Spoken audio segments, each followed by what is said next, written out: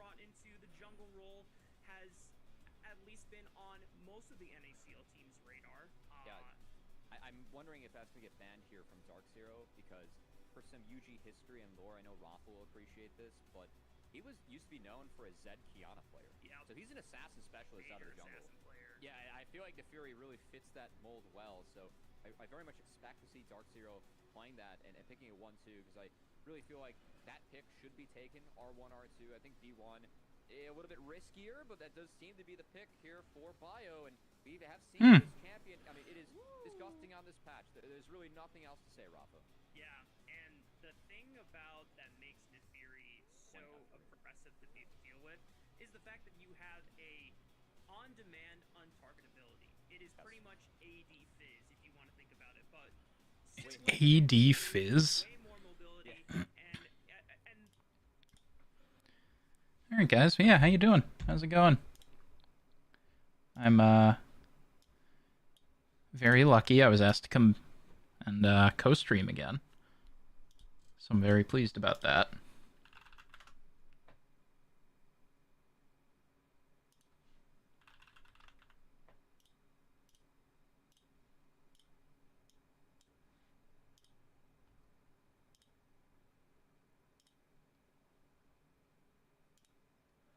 We're going to try a different...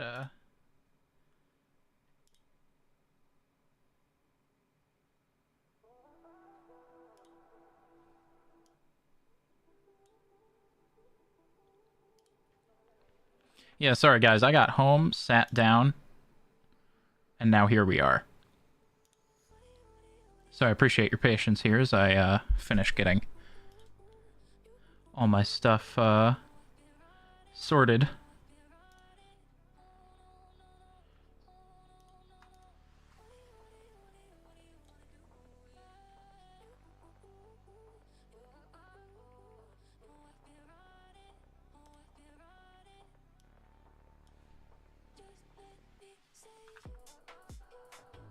Okay, so that answers that question.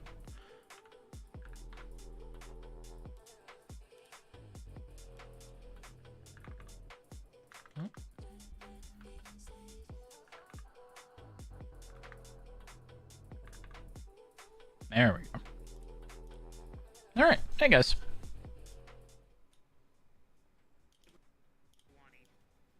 So we're mostly chatting, but I am interested as to what they think here.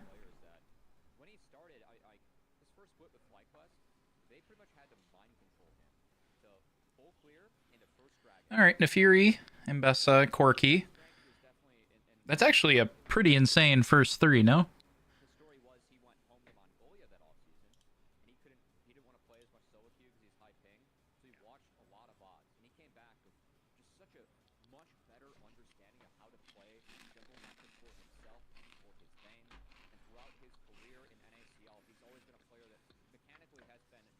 Like, Nefiri's insane. Corki's insane.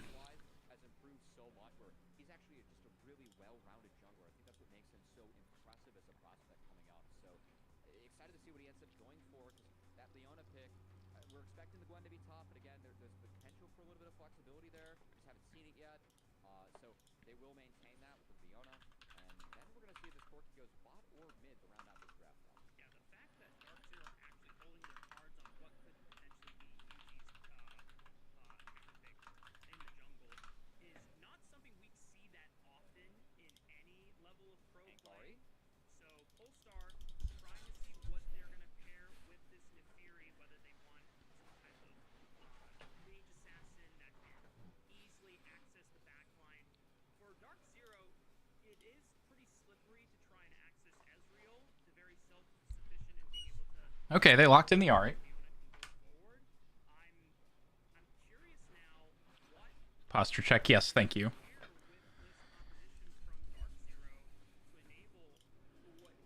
So chat, I got a new notebook. Look at this.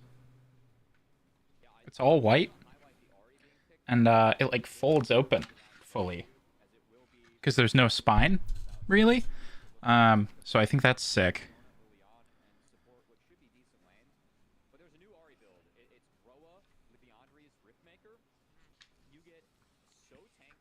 Oh, I have seen that Roa build, Ari. It's pretty crazy.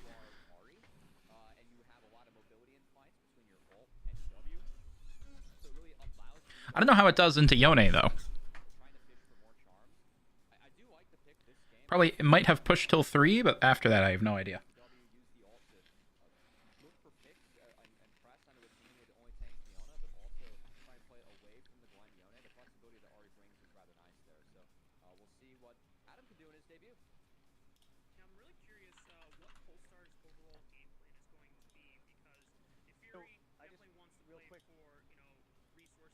Yeah, I'm not gonna lie to you guys.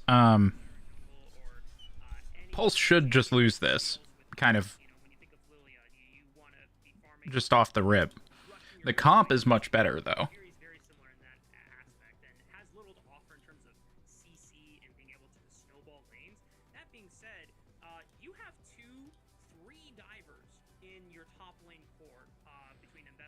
Or chat, I'm gonna run the ad that's about to start now.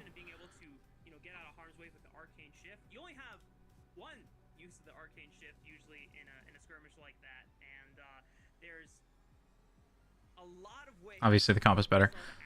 He's completely new and OP champ Nefiri. No, the buffs were nuts, though. Nefiri's broken as hell right now. Hey, Pat, what are we watching of this league? It is. This is actually Tier 2 professional competition. Our lovely friends over at Riot Games decided that I would be allowed to co-stream professional league, which I think is sick as hell. If they see this, thank you very much. And yeah, you know, I'm excited. I just like League of Legends. And so we're here. It feels so good to be back, dude. And it just... This is really where me and Cubby made a name for ourselves in the Tier 2 scene, just being able to cast the future stars of tomorrow and being able to witness... I love that Nefiri went from literally unpickable to pick a pin in a role she was never in. Yeah, the buffs really, I don't think they've thought about it a whole ton.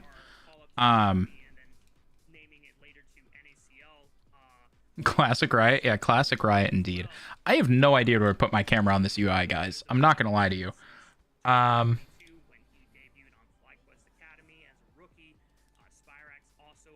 Hello, welcome back.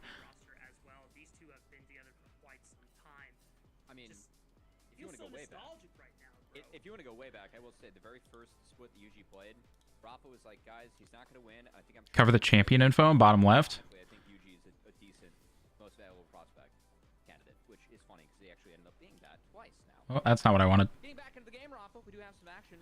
Sorry, jump scare. Using the power of the Nidalee and the Ezreal, going to force Bio off of his bot side, going to be relegated to starting Wolves as UG starts his camp.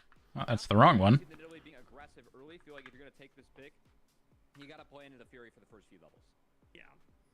And I love how you're trying to kind of make Bio's first NACL game very uncomfortable and difficult, because that's how you should be greeted. Alright, there we go. I think that'll work fine. You're not gonna get an easy pass, and especially someone like Yuji who wants to make a statement of going for back-to-back-to-back MVP title and for looking his third one. It feels still a little too big, but we're gonna... This is gonna take some time. Just put it smack in the middle. Yeah, this is the rough part of Nefiri in the jungle. He's gonna get out. So for those of you who don't know, Dark Zero is actually Maryville University. They won an ACL last split. And now, you know, they're kind of the favorites again to win NACL. I think some people have argued that Doublelift's team might be near airport, but they actually lost yesterday. So I've never seen him play an archetype of mid poorly. I've seen him play like Enchantresses well. I've seen him play melees well. I've seen him play mages, assassins well. It feels like he can play a little bit of everything, and when you match that with... Yeah, we're making my camera smaller, chat. This is the way. Part of the reason they had success in that second split last year. Yeah. For Dark Zero, it seems like they're keeping things business as usual, not missing a beat against someone like Polestar, who is really going to have to work overtime to try and stand up to what we expect to be one of our favorites for the overall NACL split. Now, the way that the laning phase Okay, yeah, it does work. All right. Oh my god, it's a Christmas one. Hang on, I'll fix that while we're going here. Makes a visit towards the bottom side of the map. The spear goes wide, but the pressure is felt as Hub and Tub are now both having to deal with this Nidalee who's trying to. This might be a good catch. Nice. First blood for Pulse, guys.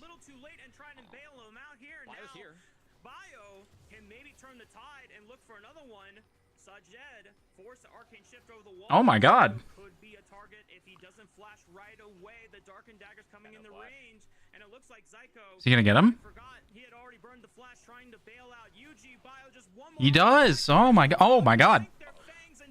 I thought they were still going. Holy shit. All right, great start here for Pulse on a very greedy invade from UG. Did not know that Bush was warded. I hope I'm wrong. That would be crazy. The Nautilus and the Corki weren't even showing on the wave. So nice Hex Flash in to punish the Nidalee, and that's really going to slow UG down. A little snap back to reality from UG, and the punish there from Polestar's bot lane is really going to now set the tone for the early game. Dark Zero and Dragon Seal, I should say. Thanks for the sub, Mouth. Oh, I don't know why I did the default one. Well, I'm a really great streamer, guys. Thank you for the sub, Mouth. The fire really sets in when you realize, oh, hey guys, we can't disrespect them. You know, they're willing to surprise us like this, and this makes the matchup more exciting than we originally thought it was. And I like what we're seeing here from Pulse too, the swap off, and this is. Yeah, I won't lie. I wasn't expecting them to get really anything really. Stream lagging every few seconds. Mine or the NACL one? Usually around like GM the Masters, but competitively is able to play at this level, has the knowledge that it takes to play jungle. Big part of the role. As hold on. No, don't cut to a replay. No. On the top side again, UG. It was the Hex Flash in from Tubbs that got him locked up. Getting quality drops, but no lag. Just a couple things I can try. Anything was burned off that little skirmish, but grubs have been started by Pulse. They've secured 2 now. All right, let me know if that helps. So UG still has Smite up. He's probably gonna snipe the third. SpireX is trying to line up for a fate seal, oh. Snagged, and no chance for Dark Zero to really play up and bail SpireX out. Polestar are really surprising Dark Zero in their very first game of the NACL, and they are showing they are not meant to be disrespected. Bio is 3-0 in every few seconds. Weird. He's done a great job of setting up his team. It's been a couple of dredge lines in the. Let me see if lock down the kill. They're up 4 kills, 2 grubs. It's a hot start for Pulse. Guys, you need to immediately go to socials, whether it's Twitter or IG or TikTok. You need to be alerting. Fury looks balanced. The current reigning champions are down 4. Fury does look balanced. Gold against Polestar. Seems to be fixed right now. All right, maybe I fixed it. Didn't make it through OQs. Yeah, didn't make it through OQs. This is essentially the slated 6 roster. We kind of tag them as just happy to be here, but the fact that they are surprising Dark Zero. Yeah, they were. So this roster, since you guys probably aren't in the know, so Pulse had their funding pull out, and people wanted them to just like give their spot up to the players who they had playing for them. Ooh, nice catch. They wanted it to just give it to the players who they had on their team. But instead, they went and picked up a new squad.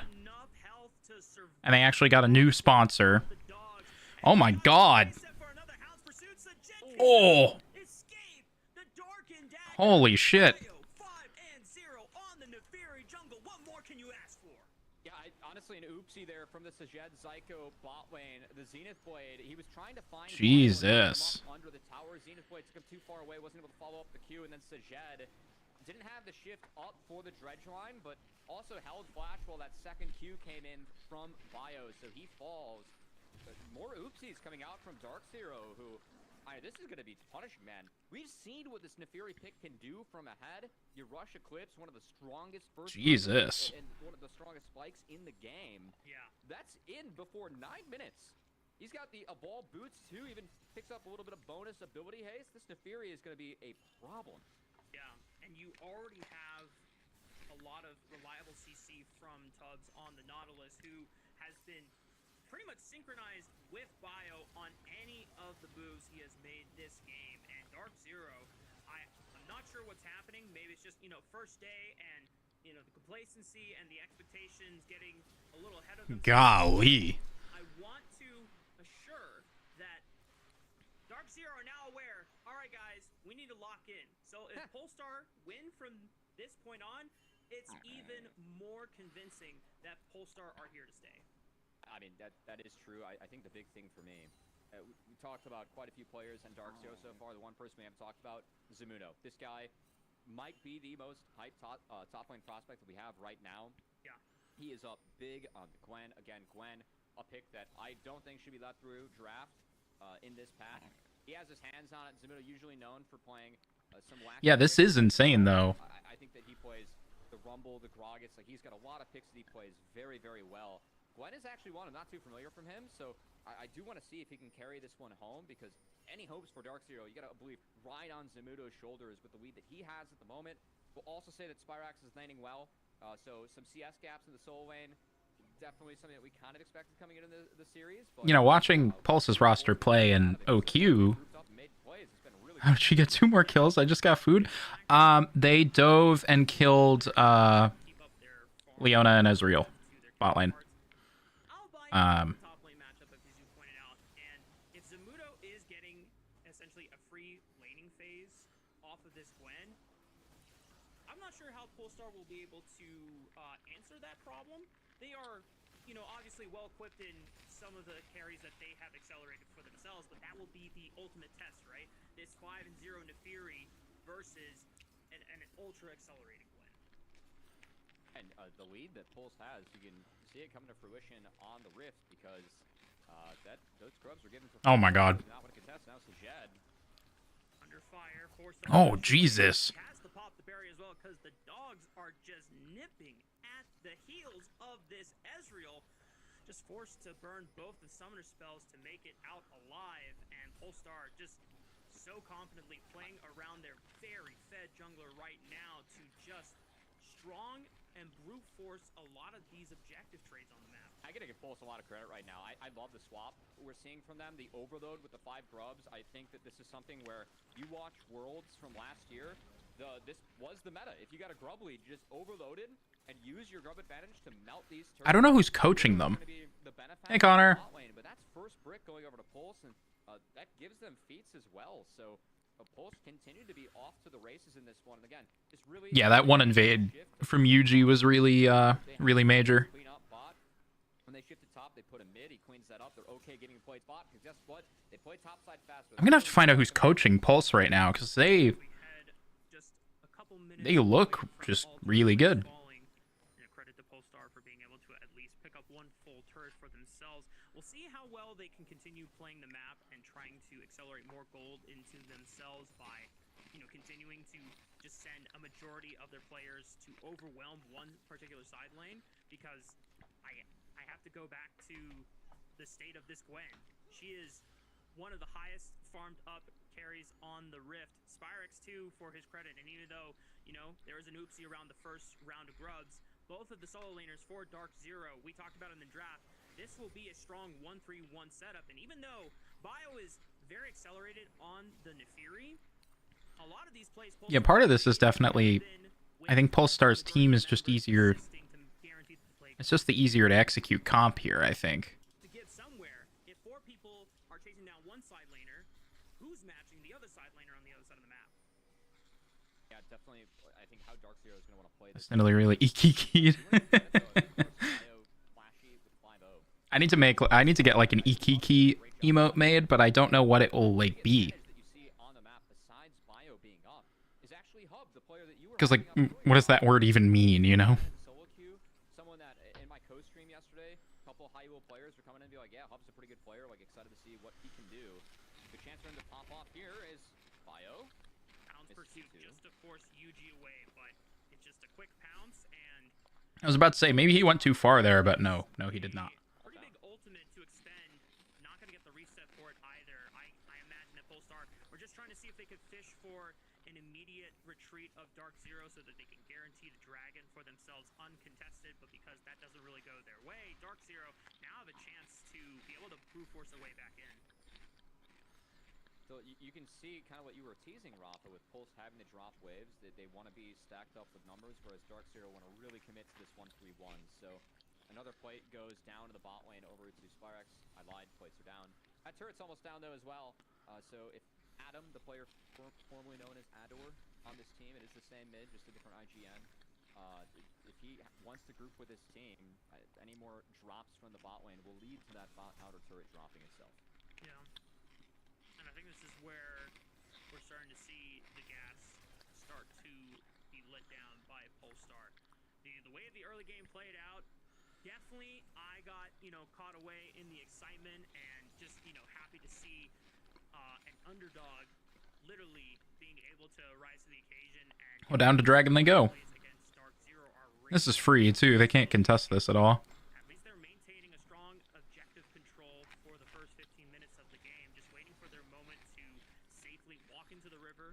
They'll guarantee the first 2 dragons of the game alongside the 5 brothers. Maryville has kind of gotten their shit together. They've stabilized pretty significantly, but... a lot of first item spikes now coming in for a majority of the members. You saw on the right side, Spyrex getting collapsed upon, forced to use the ult just to escape, but Zamudo uncontested once again because... If this isn't just a one-off bad early game from Maryville, though, they're really going to have to button it up going forward. I love that, too, from Spyrex, just stop bases. They're dropping a lot of waves to try and make plays around the map, and that gold lead slowly closing in. Dark Zero is to the deficit they faced early, getting those plays over to Bio, Tubbs, and Pulse. So I'm curious if, how, and when... All right, Shelly's up. Break this. I mean, even with Bio being up 5-0, guys, Yuji's up a level right now.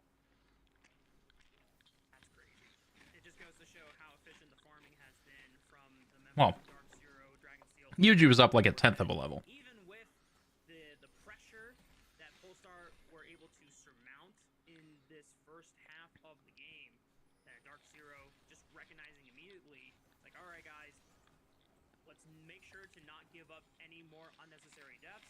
We'll take our farm where we can and just squeeze out resources. Now they get Herald.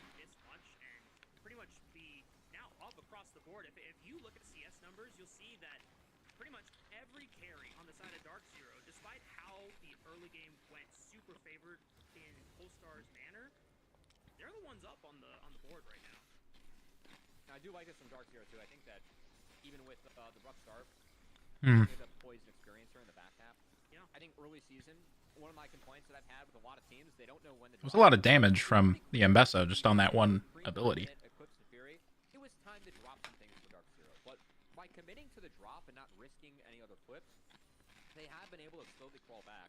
And the scaling of the Gwen and the Yone is really good this game. I do think that if this game goes long, is this fearless? I believe it is. 3 lanes, and the scaling to have a chance like the Ezreal, like the Yone, like the Gwen. So I do think it was very smart from Dark Zero to slow things down, but credit to Pulse, they've done okay at trying to speed things up. Fearless is this? But of course that Rift went over uncontested. We'll drop that mid and get a nice crash down. So well done. Yeah, and at least Polestar will not have an easier access into pushing the vision line into the jungle quad.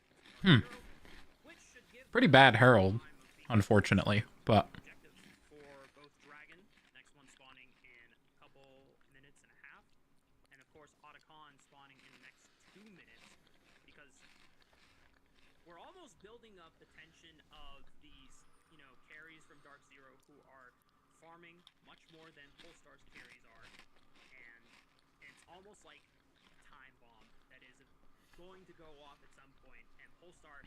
Do you think Mbessa knows she's not in the brush? The early game was, the window's starting to close, and they need to be able to close the game out fast.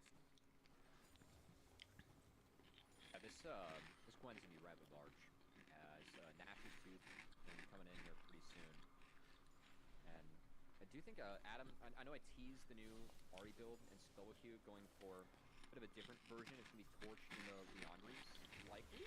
Could be the Riftmaker. Yeah, notably, it's not Tank Ari as well. I will say I haven't really seen this one, so something a little bit curious. I know the Roa Leandries Riftmaker Ari build is really been very, very, very strong in Solo Queue. And it's probably going to get nerfed, so something that, I don't know, obviously you have some options on Ari, and I will say that in a longer fight, I don't know if I favor all of Pulse's comp, so I can understand trying to go a little bit first here and trying to play, off the Nautilus, off the Fury, and get those early kills.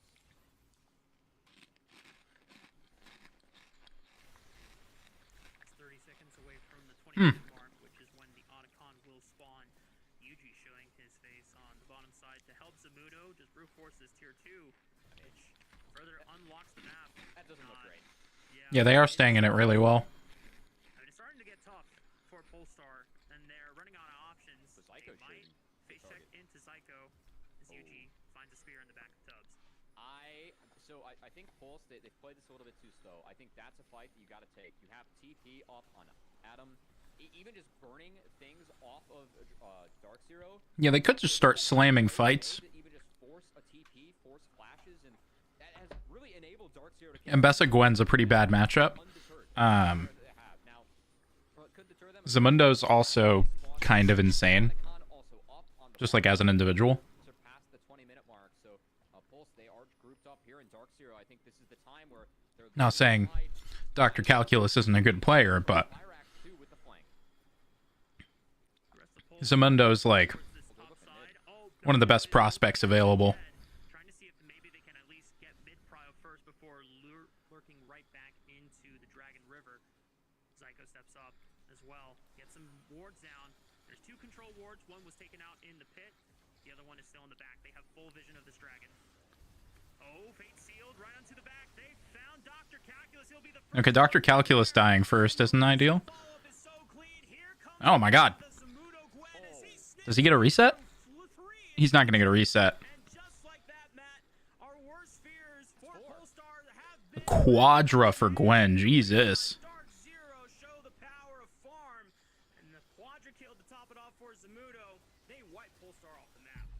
I mean, it was an exciting early game, but it hasn't really turned out to be an exciting game overall. Dark Zero bounced back. Zamudo picks up 4 kills from that fight. And the engage coming in. Oh, hold on, might be contested. Pops the W, tries to scare them away. Can he get the Oh, he didn't get the smite. That's too bad. An admirable attempt from Bio, but the unofficial penta for Zamudo's Gwen is locked in. That's a 5-0 Gwen, and I fear this game may be over. Gwen being picked up so early in this draft again. Gwen really, really strong on this patch, but thinking of the comp that Pulse has, they're diving. And diving Gwen, you got to go through those scissors. Those scissors a little bit sharper on this patch, Rafa. And man, Zamudo with the economy. Yeah, it is rough to dive into Gwen. Yeah. I have no words left on that one, Matt. I think Gwen wins this game now. Yeah, probably. I think there's a chance she was going to win the game anyway. But in the first half of this game, but Dark Zero, that's where the experience, that's where the veterancy really comes into play. What's that? Yom popped off in the drag fight. Yeah, it was a nice ult. It ends up like this. I mean, they even found Zamudo on the engage, but they weren't able to chain the CC. He got down the shroud and just shredded everyone. Really like how he played the back half of the fight too, and it felt like the engage from Pulse a little forced, and it didn't take long in that fight for everyone. Engage was a little forced. I mean, they're all. Everyone diving on top of Gwen and No, not really forced, I guess. I mean, they have good engage from the Nautilus, but made that one quite hard for Pulse. Yeah, and at this point, Dark Zero, they have pretty much an unmatchable Gwen in a side lane. Zamudo is just able to just make do of... Maybe not unmatchable, but they do have to send a lot to deal with her. So even if he does go down, it's just a little bit of gold back into the pockets of Polestar, but not an official shutdown on the gold that he has for his head. Would be nice for Polestar to, if they could find a way to pick off Zamudo, but I think he's about the base for it at Death Cap. So I don't know. Yeah, Death Cap On Polestar is a huge pickup on that Gwen. Also a pretty bad sign. Yep. Yeah, Gwen Death Cap. No other thoughts, Rob. You are correct. No other thoughts. Yep. That's tough. That's tough. God, I've missed hearing that phrase from you, bro. I mean, I kind of wish we had the cat in the hat with the rat. You know, remember AP Twitch? The Prismal Twitch? Oh, dude, that was some good times. Yeah. That's a throwback for any OGs in the chat. On the bright side, the AP ratio on the R is lower this patch. Boom. You know, Not is gonna die here, I think. Yeah, he doesn't have flash, so he's dead. Ooh. I just throwing away the baby with the bathwater right now.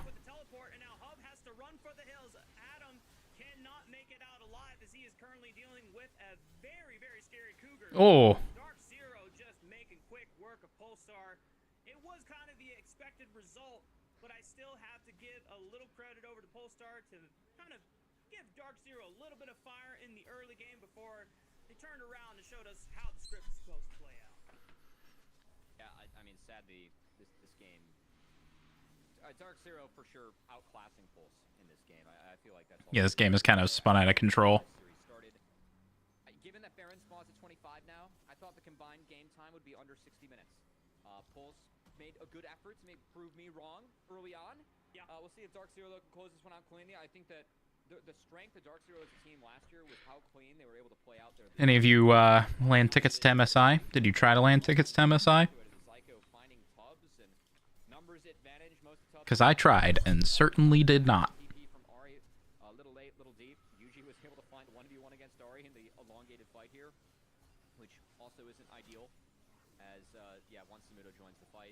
There was some like dumb small amount of tickets available today.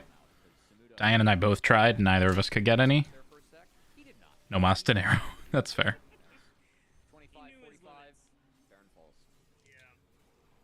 Just to kind of illustrate how far apart, because we don't see gold leads necessarily with this overlay between individual counterparts, but Zamudo is working on his... Who is pinging right now? Oh my god, it was a bunch of blue pings.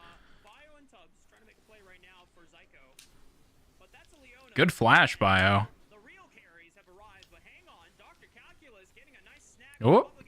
Spyrax caught in the middle of Oh, the Gwen's here though, so I think they just die. Yeah. Christ.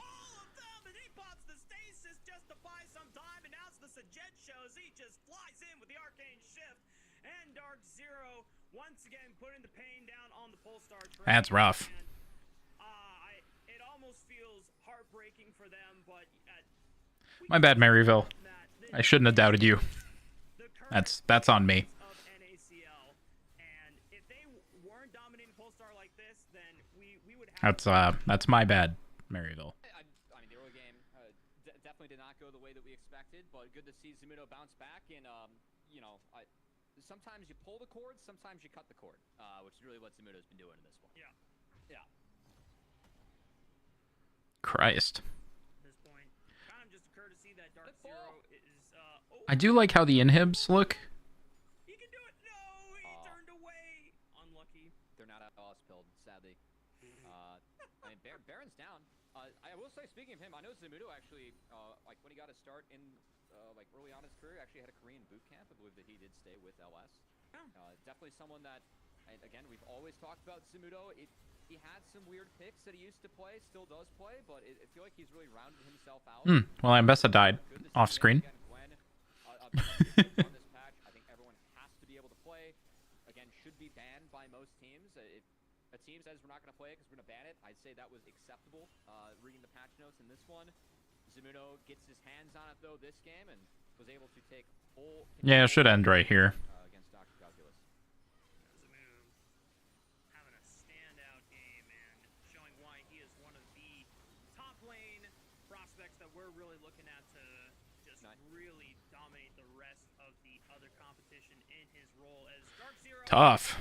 Doing the last nails in the coffin for game 1 here. Polestar, a very, very admirable attempt in the first. Well, that's that. Minutes, but Dark Zero Dragonsteel will take game 1 of this series. Just outclassed, sadly, from Polestar, and frankly, what we expected. 5 players, that's their first NACL game, going up against 5 players who have won the league itself. Honorable start from Pulse. You know, the Fury gets big, but I think Pulse really can and needs to take a look at. We got to make more plays. We have to snowball the game a little bit more. Because once Dark Zero started giving the objectives, Pulse weren't able to make plays on the sideliners. And when you aren't milking out flashes, milking TPs, or forcing Dark Zero to burn things while you're still strong as a comp, that's when the scaling kicks in. And we saw what happened with Dark Zero committing to playing out those 3 lanes, getting farm on their carries, and despite a rough early game, still made the game look pretty easy in the end. Yeah, and just goes to show that, you know, as much of the grouping, you know, played out well for them, you know, you gotta keep tabs on those side lane farms and making sure that you're getting resources for everyone and not just one particular person. But we're gonna take Yeah, that was solid for game numero dos between between Dark Zero and Polestar. We'll see you then. Alright guys, I'm bumping it to an ad because I have to.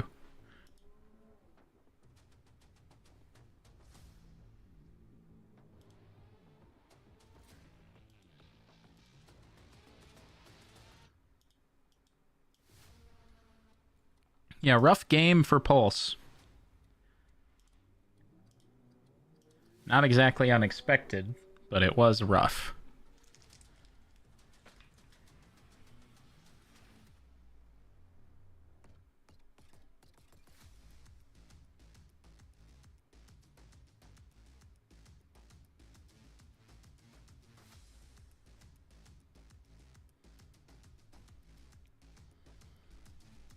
Definitely not an unexpected result, though.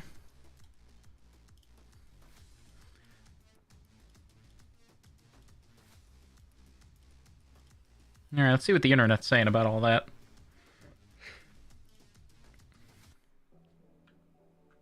Cash in on all the sports action this season with Prize. Ads. Just pick more or less on a few player stats for a shot to win up to 1,000 times your cash. Join over 10 million members playing in over 30 states, including California, Texas, and Georgia. Download the Prize Picks app today with code TEAM to get $50 instantly when you play your first $5 lineup. Prize Picks, run your game.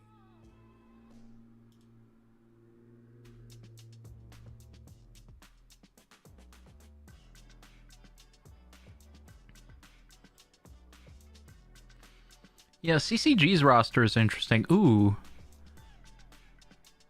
Supernova didn't send over any photos, or, I mean, Ole Miss didn't send over any photos. I'm surprised.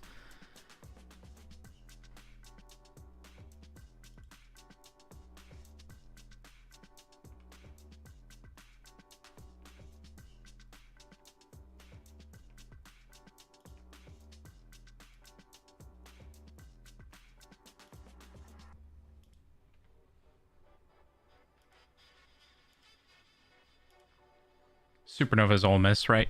Correct. Yeah, it was a big secret to no one for a period of time. And I say a big secret to no one because Ole Miss wasn't telling anyone that I'm aware of. But I know a couple of guys involved with Supernova were telling a lot of people. I really don't know where the secret kind of broke down out there, but yes. Yeah, Supernova's just Ole Miss. Supernova didn't want to put together a roster or couldn't put together a roster. I'm a little unclear on the details. And Ole Miss wanted the spot. So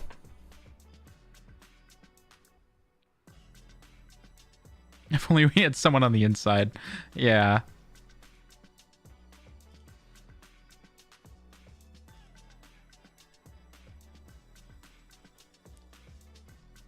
Yeah, it's... So, I know Ole Miss's coach. They don't list him for some reason. But Dark Zero, which is another collegiate roster... You need to set up 7TV. I thought I had it set up.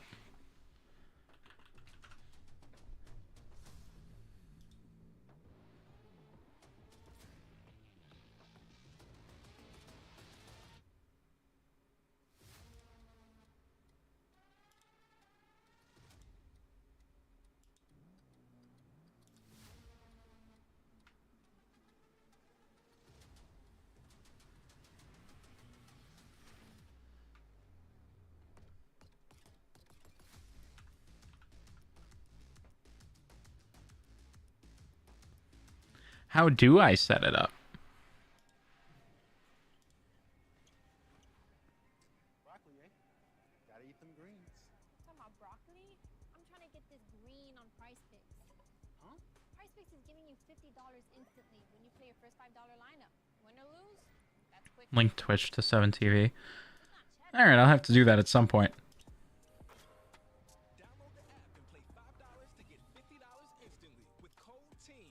Prize Picks. Run your game. Hey, sweetie. Honey, everything okay? What happened, hon? My friends are having a sleepover without me. Well, we're sleepover experts. Pizza? Coco. Coco's good. Skincare? I can't go wrong. So, good sleepover? I guess so. What? I prank called Grandma 4 times. Yeah, Grandma is very confused. Mixed out on our first game. If you're just tuning in now, you'll see the score and you'll recognize that, yeah, this looks to be what the results you would expect to see between these two teams. But the first 15 minutes, for what it's worth, was going the way of Polestar. They were doing a pretty spectacular job of finding a lot of surprise picks onto Dark Zero Dragonsteel, but it wasn't until we got to the later dragon fights where Best of 3. a lot of those unchecked side lane farm that was coming in for Zamudo's Gwen and Spyrex's Yone as well. Yeah, this will be a best of 3, and then we have another best of 3. Hey man, Zamudo ended up having a really big game, and if you are Pulse again, you can actually take a few things home. I thought that the way they played for the 5 grubs, even getting first bricks, securing feats, the overload, they had some good map plays, but after that, like they really ran out of things to do or plays to make.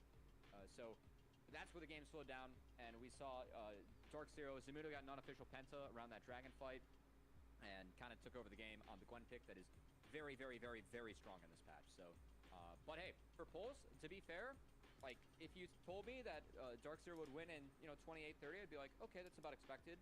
But the way it looked was unexpected. I think that Pulse could still take a few positives home from that game. Yeah, and I think things to take away. Yeah, I think I kind of agree with that. They can take a lot of positive stuff home from that.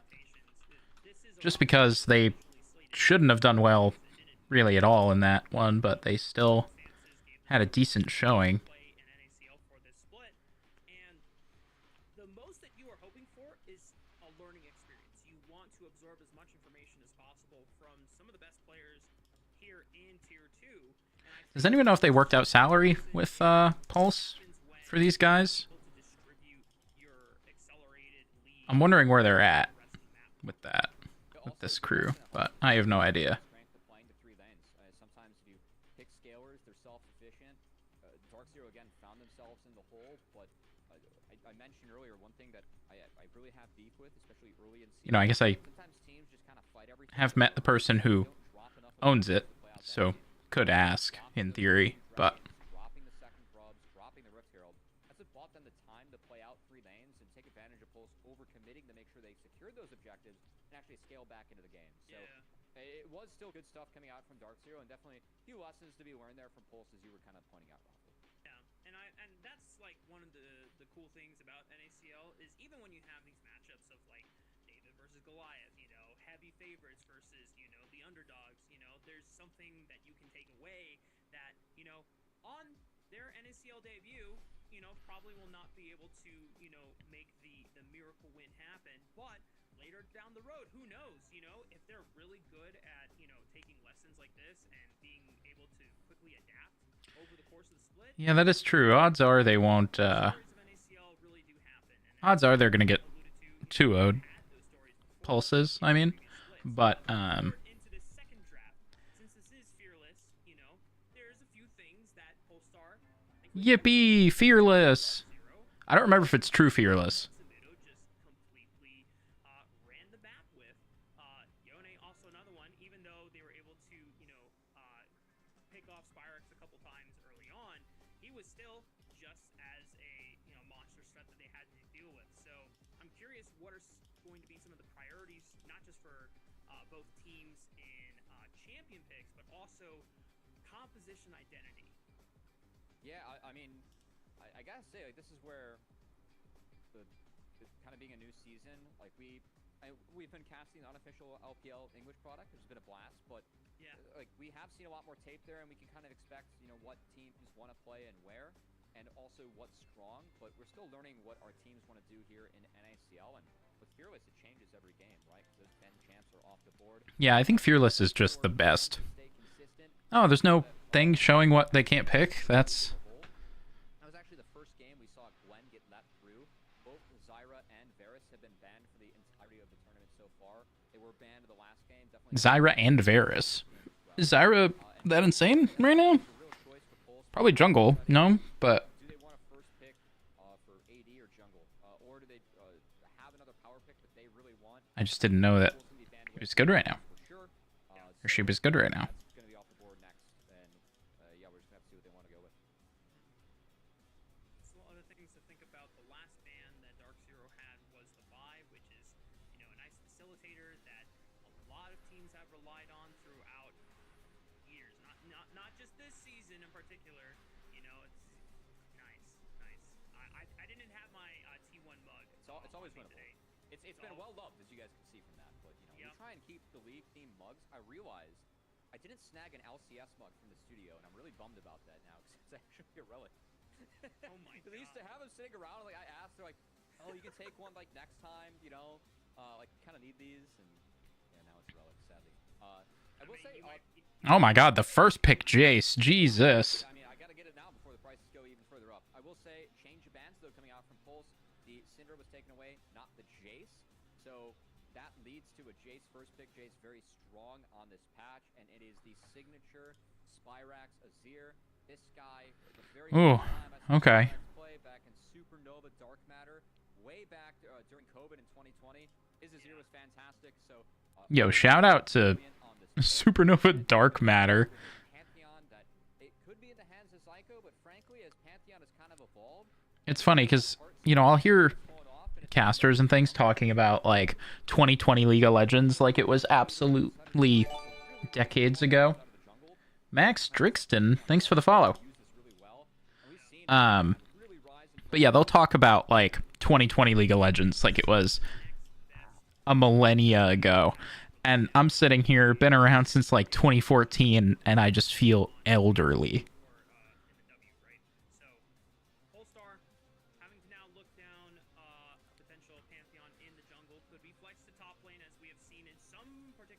It sure was half a decade ago, though. Yeah, but Jay, yeah, guys, all right, I get it. Shut up, okay?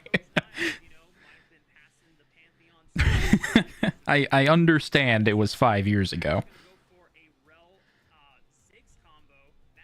I know it hurts me too.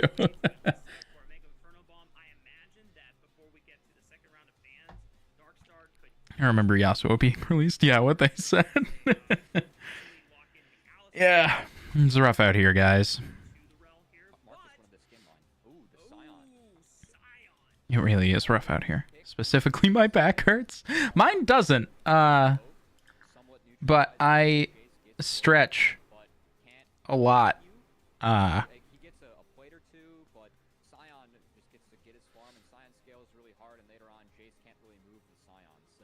miss when you rush Triforce on Lucian. Classic.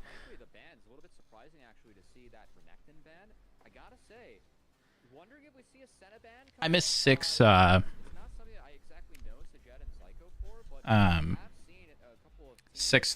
Rammus.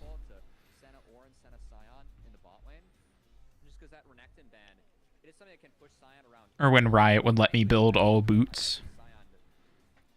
I feel like when they took away the whimsy of building all boots, it ruined it for me.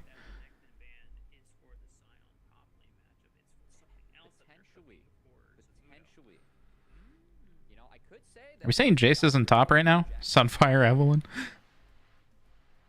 We're going to get really out there. Really out there. Well, if they locked in their true top lane, it would spoil things, but doesn't seem to be the case. Alright, well, Rakan has been locked in. Now, if you want to go down the rabbit hole with me, man, it could be Ziggs mid. I think that's why they're saving AD for last. I think that's actually the rabbit hole to go down. Okay, hey, why am I burning? Well, you'll see her when she's close enough, obviously. That's like how her invisibility works.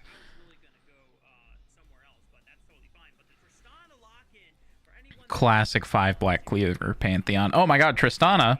Had a fantastic standout game on this particular Marksman Yordle champion. We'll see. So that's mid, and it's Rel Ziggs bot, maybe? Live up to a similar performance today. Would be tough, but Wukong is going to Not back then, Pat. going over to the hands of Bio in the jungle. So you have some decent circles going on here, Matt. Cyclone and Magnastorm. Strong initiation for the side of Polestar. We'll see if it's enough against Dark Zero here. Special. Oh my god, the Vayne. Monkey. Yeah, we got the monkey. Oh, okay, it is Ziggs bot. Neuron activation. Guys, monkey. Turns out, later on in Fearless, she's actually quite a good AD. I'm curious to see if it's going to be mid or AD, because you can technically flex around the Triss and Ziggs matchup. I think with the Vayne being locked in, I'd rather have the Ziggs bot, even if I like the Ziggs into a 0 matchup better than the Tristana one. So, potential that we see a last-second swap, I'm not exactly sure. I don't think we're going to see another swap. I think it's Ziggs bot. But he has always played this pick at a really high level. Sejed is a great team fighter. I know that they're going to lane swap. Like the mid to bot lane, you mean? Or swap away from the Vayne. Vayne into Ziggs sounds horrible. It probably is.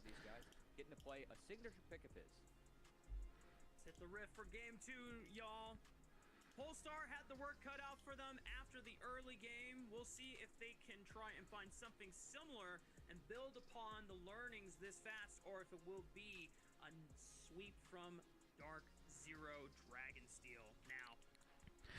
Now, it should be a sweep by Dragonsteel. You know, yeah, it just should be. What is going to happen in this, I mean, believe it or not, top lane matchup, because even though Zamudo is picking something like a Scion on tanks are, you know, not the most exciting picks in general, I've seen Zamudo do some disgusting things on Scion in past NACL splits. And if Dr. Calculus has not, you know, done his homework and looked at Zamudo Scion tape, he might take a trade too aggressive and then realize, oh crap, wait, Scion does a strong amount of base damage for a tank, you know. I will say a little bit of a different build coming out from Calculus. We have seen a lot of the Grasp Jace just to abuse the procs overgrowth and green. Oh, he's going Conqueror. Okay. Conqueror, I do like that. I'm wondering if he went secondary, because inspiration is pretty important, and I do like those green tree stats as well. It can be nice, but a lot of the tricks take into Scion are pretty long, so trying to abuse that with the Conqueror. Nice by Adam. That was a good trade. Just to get a pretty nice health chunk off of SpireX in the laning phase. We'll see if that is something that can be leveraged by the rest of Polestar, whether Adam can force Prio and move into the jungle with Bio to find Yuji and continue putting him on the back foot, similar to how they played out in the first game. We're going to take a look at all 3 lanes for first couple levels here. I do love the all 3 lane view. Business as usual. Yeah, and I know that we have junglers working on a mirrored path, so Pantheon making his way up towards top lane. Something that I actually think is rather interesting about Zamudo. I remember talking with Surti about Zamudo when they were going to the Americas tournament. And he said, you know, I watched Zamudo play, and everything that he plays, everything he does, a lot of it is about freezing lanes. And people don't let him, like, they let him freeze the lanes, and that's what makes him win the 1v1s. Of course, that Dragonsteel team, when they went to the Americas, they had a really disappointing performance. They didn't make it into the group stage, or the bracket stage, when NACL was the favorite region. Yeah, they got really fucked up down there. A lot of the teams, they're actually diving him and punishing him when he did try and freeze waves. So when I see the Scion, like, again, when Zamudo first started, I really feel like he was that weak side specialist where he lanes so well you could leave him on his own and the team would play the rest of the game and Zamudo would just be fine. Scion's a pick where you can do that. But interesting to see Yuji actually make his way up there, because that's a volatile matchup the way he's playing it up top. And I don't care about the Raptors take. Well, that makes one of us. I would like to see the Raptors. Zamudo walking up, if you get a fully charged decimating smash, it's a lot of damage early on, and Dr. Calculus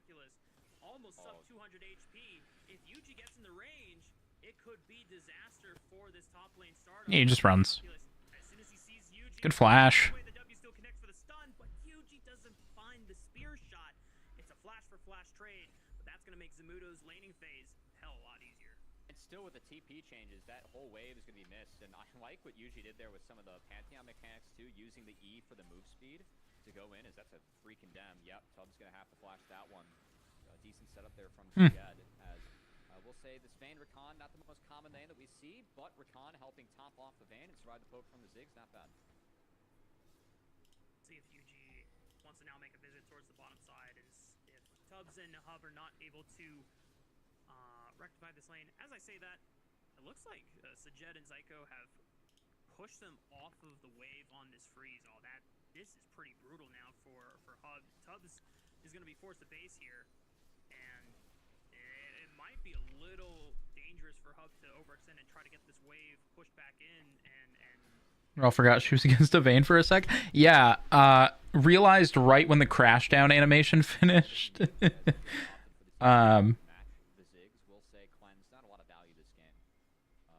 Yeah, it looked like she remembered right when the crash down finished, and then was like, "Oh, I should not be here." Then I was like, "Do you taste silver bolts too?" Do you guys taste something metallic?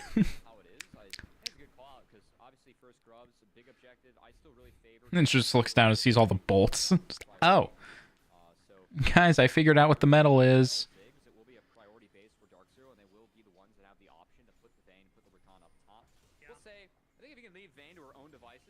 I feel like bot should not be this even. It probably shouldn't be, but I'm not sure, to be honest. Nice dodge. Zyko was looking mid for a quick look at Adam, but because Bio also showed up in that same line brush, no chance for Zyko to really make things easier. And I like the use of the ultimate there from Adam, just trying to force Prio in this mid lane. POV or Samira spin. If Spyrex wanted to help Yuji for the grubs, he will be down on HP. It does look like Spyrex going to go for that off-tank Azir build too, just with the opener. So why the fuck did a tier 2 NA team pick Jace? Adam, he rocket jumped in. He thought he had an angle there. Oh. Spyrex just sweeps him on into the turret with the Emperor's Divide, and that's first blood for the Emperor of Dark Zero. That's what we call Dr. Calculus is a pretty good Jace player. I don't think Adam needed to make that play. Kind of traditionally. That said, he felt like he needed to, and that's a free scoop and score coming out there for Spyrex. So good start for them. Yeah. Dark Zero will benefit by getting all 3 grubs on this rotation. At least to the credit of Polestar, they managed to yoink away the first dragon. We know that the scoreboard a little frozen at the top at the moment, but we're doing our best to keep track of everything as we get the cinematic view of Adam's demise in the mid lane. Yeah, it was like he forgot about the the Azir ult there, which is unfortunate for him. Zyko's there to even help out. I know that he didn't burn any sums, so sums available to even continue to help out Spyrex, and yeah, I think that hurts. That's first 3 grubs going over to Dark Zero. And I will say the dragon was taken by Pulse, but those 3 grubs, if any of these lanes start winning for Dark Zero, I mean, you have, that's the real perks of the first 3 grubs, right? Any winning lanes, you can use those grubs to just get a couple bonus plates while they're up. Why I think the first 3 grubs are just such an important objective in League today. Still, the strongest and the favored one compared to that first dragon. Yep. I don't think I like that chroma of the Zig skin there. We missed a kill top lane during the replay. Oh my god. Zamudo's got a kill, and there's oh an my assist god, on you're Yuji. right. Oh, look at that replay. Hey, everyone's on the same page. Locked in, Rafa. You know who else was locked in? Zamudo, because that is a driver's license earned right there. Yuji over the top. No flash on Jace from the last play. Easy peasy lemon squeeze. That's tough. Yeah, I mean, that's the payment of Yuji's flash for Calculus's flash early on, being paid forward right there. Super easy for the Scion ultimate to line up on someone like Another kill mid. Oh my god. Oh man, it's just falling apart for Polestar. And you know, for Dark Zero, maybe they were a little complacent in game 1, and Polestar got the better of them. But they're surely woken up at this point, and now you're getting to see what it really feels like to have Dark Zero be firing on all 4 cylinders right now. Yeah, curious how that one happened, as Spyrax barely lived in that fight. So It's Trist having a rough time, yeah. He nearly got a kill there, but of course Spyrax UG, this duo has been playing for a long time. Oh, okay. Well, that's why it was close. Honestly, a bummer. One more auto if it comes out from Adam. I think that he's not a favorable play for him. That was an oopsie from Spyrax, which made that close. But yeah, again, I don't know what the path to Squidgy, no. Oh, good times. Okay, let's take turrets. I hope Squidgy's good. He's a tank buster, and it just doesn't feel like Pulse is going to get any time at all in this game. Yeah, they're under fire in a couple of these solo lanes at the moment, where Adam was trying to play it a little volatile and try to force that advantage for themselves. If it works out, then it's a different story. You 100% saw him before he W'd in. He might have pressed it already. Oh.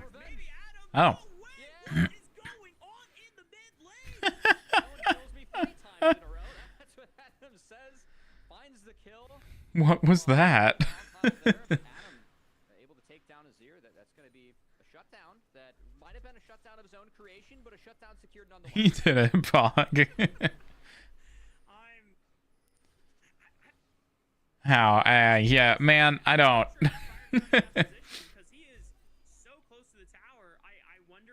I don't know.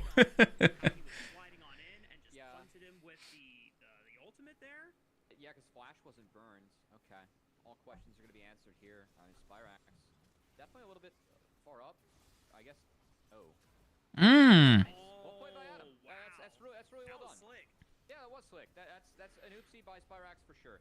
Spyrax did not have the Emperor's Divine. Direct quote, an oopsie by Spyrax. Without that cooldown, that's definitely an oopsie. I like that one, Cubbies. That's good. Yeah. Well, now the rest of both squads trying to see if they can compete for the second rotation of Grubs. Calculus, having joined the squad in the mid lane, gets a decent shock blast onto Spyrax, chunking his HP. Psycho moving on up, UG following next. Polestar have started up the second round of Grubs. They should be able to at least yoink one off the top here and not burning the smite. And it looks like Dark Zero just might not be ready for this. Now, teleport. Oh, they're slamming it. From Zamudo, where into the river, Zyko leads off the charge here. Decent nice dive onto the vein. Done on a Sajed, but here comes Spyrax and Yuji, but Adam's got the resets. The Emperor's Divine is going to push them all right back into Zamudo. Sion, can he do the work necessary? Yuji flies on in, finds the monkey with the spear, and Dark Zero will be victorious in the Grub pit. They will. They're going to secure one, so that's 4. And I got to say, that's not bad from Pulse. I like Yeah, they got 4. That was a pretty decent fight, though. It was a good trigger pull, but the Emperor's Divine from Spyrax in the middle of that fight, I think was the real game changer in how Dark Zero was able to come out on top, because it really enabled Yuji to just continue pushing through, pushing forward in the fight as the Pantheon. Yeah. And even though, like you said, Polestar able to at least get some kills back for themselves and still maintain a little bit of economic equalization here. They're still overall down. And if I'm looking at the numbers right here, 2,000. It's still not the end of the world.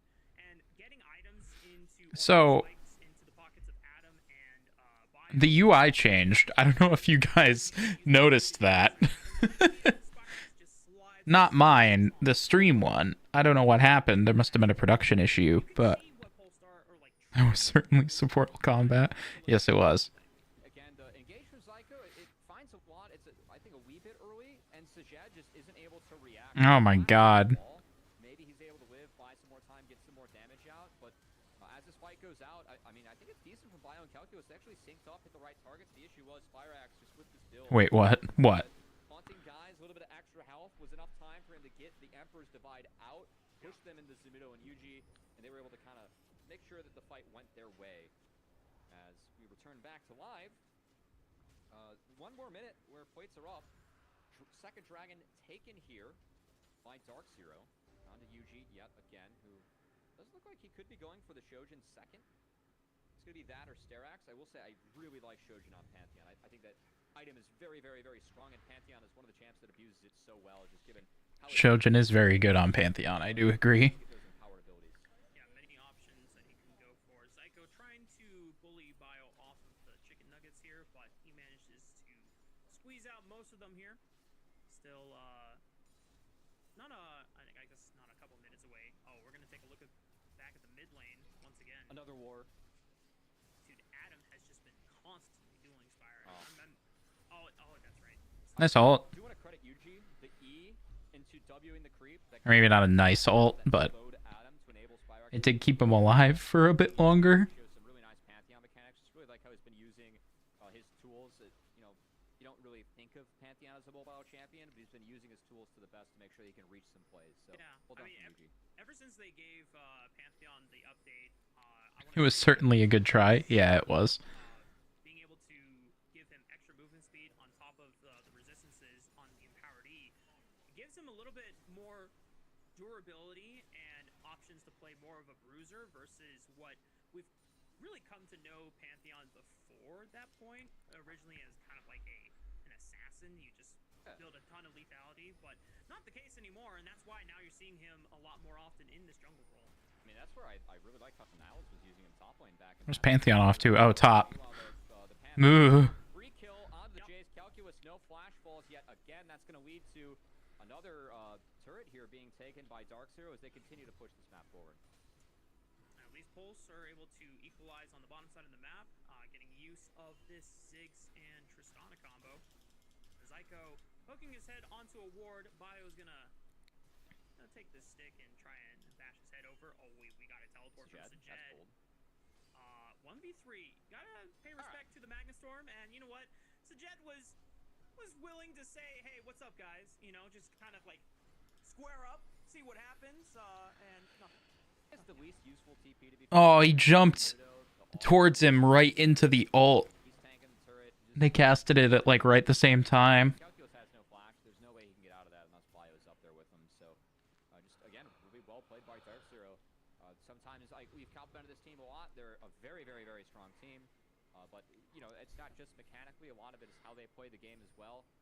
The plays that have been made onto the Jace top side, it's been free. It was they force the flash out. They have a rinse and repeat. Jace loses flash in the fight. That's close. Guess what happens after that? Yuji goes top. It's a free kill. It's a little bit too easy. Speaking of free kills, Hub. Oh no, he tried to. Oh my god, he's alive. Oh, not anymore. But Zamudo ensures the kill by flashing over and pops the soul furnace, decimating smash onto Adam, punts him away with the ultimate. But Yuji's now on the run, trying to get the movement speed. Run, Yuji. Over the wall, but the decimating smash will find Adam once again, and damn. Yuji get into range. Zamudo just tearing up the rift on the Scion. This Scion is so big, and like Tristana, it's funny because I was talking to people about Tristana. Yeah, this is rough. My chancellor doesn't really like to see her like the super tanks top, and I know that Trist was picked, I believe, after, or it was kind of seasons of flex, but picked after the Scion. Looking at Scion, he just plays so well into what's showing here. So, anyways, what do you guys think is going to happen when Ole Miss plays whoever they're playing later? Outstandingly as well, but it's a pick that ended up being really strong in this draft. Zamudo's really cashing in as this fight. I mean, it was a nice chain on the hub. Zamudo flashes forward undeterred, and then the cancel here on the Buster shot. I know it's a little bit of a game of cat and mouse there from Adam. I think he has to use the Buster shot first onto Zamudo. That way he can ensure he's able to rocket jump out. But since that rocket jump was canceled, Zamudo has the move speed to catch up. He's rocket approach velocity. That's good tech on the Scion, and is able to close the gap and make sure he gets that kill. I mean, I don't know. Fair. I not tell you that Zamudo's Scion was going to cook this game, bro. I'm going to go get alcohol, I think. That's fair. Oh, man. You did. I know I didn't sound like I made the most convincing argument when I first brought it up, but I've seen this dude in this super tank so many times before, and just the ridiculous amount of damage that comes loaded into this kit, especially when he gets a lead. It is so oppressive as a sweep from Spirax. Should find Adam, but the flash away, unfortunately, will not save his life. R.I.P. Dark Zero pretty much running the map. 1v2 against Zamudo. Did they even kill him? Calcus is doing a good job of hiding this one out, but here comes the reinforcements. Gundar calls for aid. Rohan answers, and Yuji flies right on. Okay, have fun. And Zyko now trying to keep vision of Dr. Calcus, maybe looking for another kill, but Yuji does not have the Grand Star fall to find another one. Oh, yeah, this is tough, guys. Up the map, and again, things just keep on going from bad to worse, unfortunately. As we'll say, there were some bright spots in game 1 for Pulse. This game, This Jace does 0 damage. In fairness, that Scion is huge. actually piloted okay, but Dark Zero, they've had the lanes that have been winning. They have the jungler that, with that semi-global on Pantheon, you can really force the issue, force the objective, and Yuji's been doing a great job of that in this game. Yeah, this is really a lot more of the textbook game plan that we have come to really appreciate about this team. Even before the name Dark Zero, always this is the core of Maryville University, and the way they're able to play the map so clinically and just understand summoner spell advantages and just efficiently punishing them. Beautiful, absolutely beautiful. That's a big shield on Zamudo. Dear Lord. I don't think that's stare powered. I think that was just the W. As this man's been farming. Not just farming minions, farming some champs here in the back half too. Is good to see Zamudo. I think one thing that a lot of people discount with tanks, your movement matters a lot when you're playing tanks, especially on Scion, being able to set up these decimating smashes or just the ease. So I think that's where Zamudo, like when he does decide to pilot champs like the Sign or that very fun Cho'Gath that I'm expecting to see later on in NACL this split, I think that's really where he's able to separate himself a lot of the times, just always making sure he's in the right position to use his abilities. Yep. Well, Diane, I know you're in here now, so you know as well as anyone that this camera is command stripped to the light. It's not going anywhere. Being able to take this objective without any real contest from Polestar. As you can see, the game client has indicated that pity prizes are in order for Polestar. Care not. I mean, I guess I could maybe I think the mount for the light goes down, but I haven't screwed with it in a while. Yeah, pity prize. That was a good one. We cooked that one up rather fast. This angle also gets the king. As you can see, Dark Zero are just letting their laners do the work, and Yuji's just gonna start this one up solo. I imagine that at some point he's gonna need some. We can troubleshoot before the next one. Sounds good. Maybe. We can also screw with it in the middle. There's I don't know how much time there is between when this one's over and when Ole Miss starts. Or sorry, Supernova. Very good. They're just playing the next waves. Yuji knows that he can breathe this. Not much else to do. Honestly, looking to maybe save the red buff. I mean, if the rest of Dark Zero hadn't come, then Yuji would have experienced the It's Dark the last Souls. second from Bio. Oh, Bio might actually get in. Bio's coming up. Hang on, wait a minute. It's still 3,000 HP. Bio's gonna get stopped, and they're trying to stop the leashing on the auto. Oh no, we need to be able to get the crew in there with the new set. It's me, I'm the crew. By Polestar, but Yuji's quicker with the hands, and now Zamudo's turning it on. Unstoppable onslaught into the back line, and Polestar are running for the hills. Yeah. Looking for more, as there is a tiny Yordle who is caught in between this Pantheon and the Rakan, sweeping in. Oh, Sand Soldiers and Dark Zero just Ibsy 2. once again. Yeah, a little bit hard to beat the Pantheon. Thanks for the follow. Passive, you get the crit, Oh my god. or smite the crit. Zamudo? Snipe him with the E. Oh my Oh. God. How did he die? I think it was a minion. Zamudo, some help from the map there as Dark Zero, they find the wipe after the Otacon. GAs are on. Maybe I should buy a green screen. Maybe that's what I need. Dark Zero continue the cruise. And we have reached the critical point of wow, that was weird. That looked really, really strange. 10,000 gold advantage for Dark Zero at this point. That's usually in our philosophy point of no return for a majority of teams as we take a look back at the valiant attempt by Bio. You know what? As Pulse, you gotta try and flip it. And again, Yuji he hit the it looks like a smite Q smite combo that's really hard to beat. Again, Pantheon gets that crit to our at low health. So Yuji making nice use of that. Like the ult placement too was deep enough where he was able to. Yeah, this game's just kind of over at this point. We just have to wait for Pulse to bleed out at this at this point of the match. That's enough to make sure that okay, he was the only one that was withdrawn. Support withdrawals don't matter though. That's just good gameplay there from Zyko, you know. 200 gold for 300 gold. Dr. Calculus would approve of that. I'm just approving Nice combo. some gameplay right now. I mean, Adam knows. The sad B emote pretty much puts the best description for any slated 6 hopefuls trying to see if this roster was going to make any magic happen today against Dark Zero.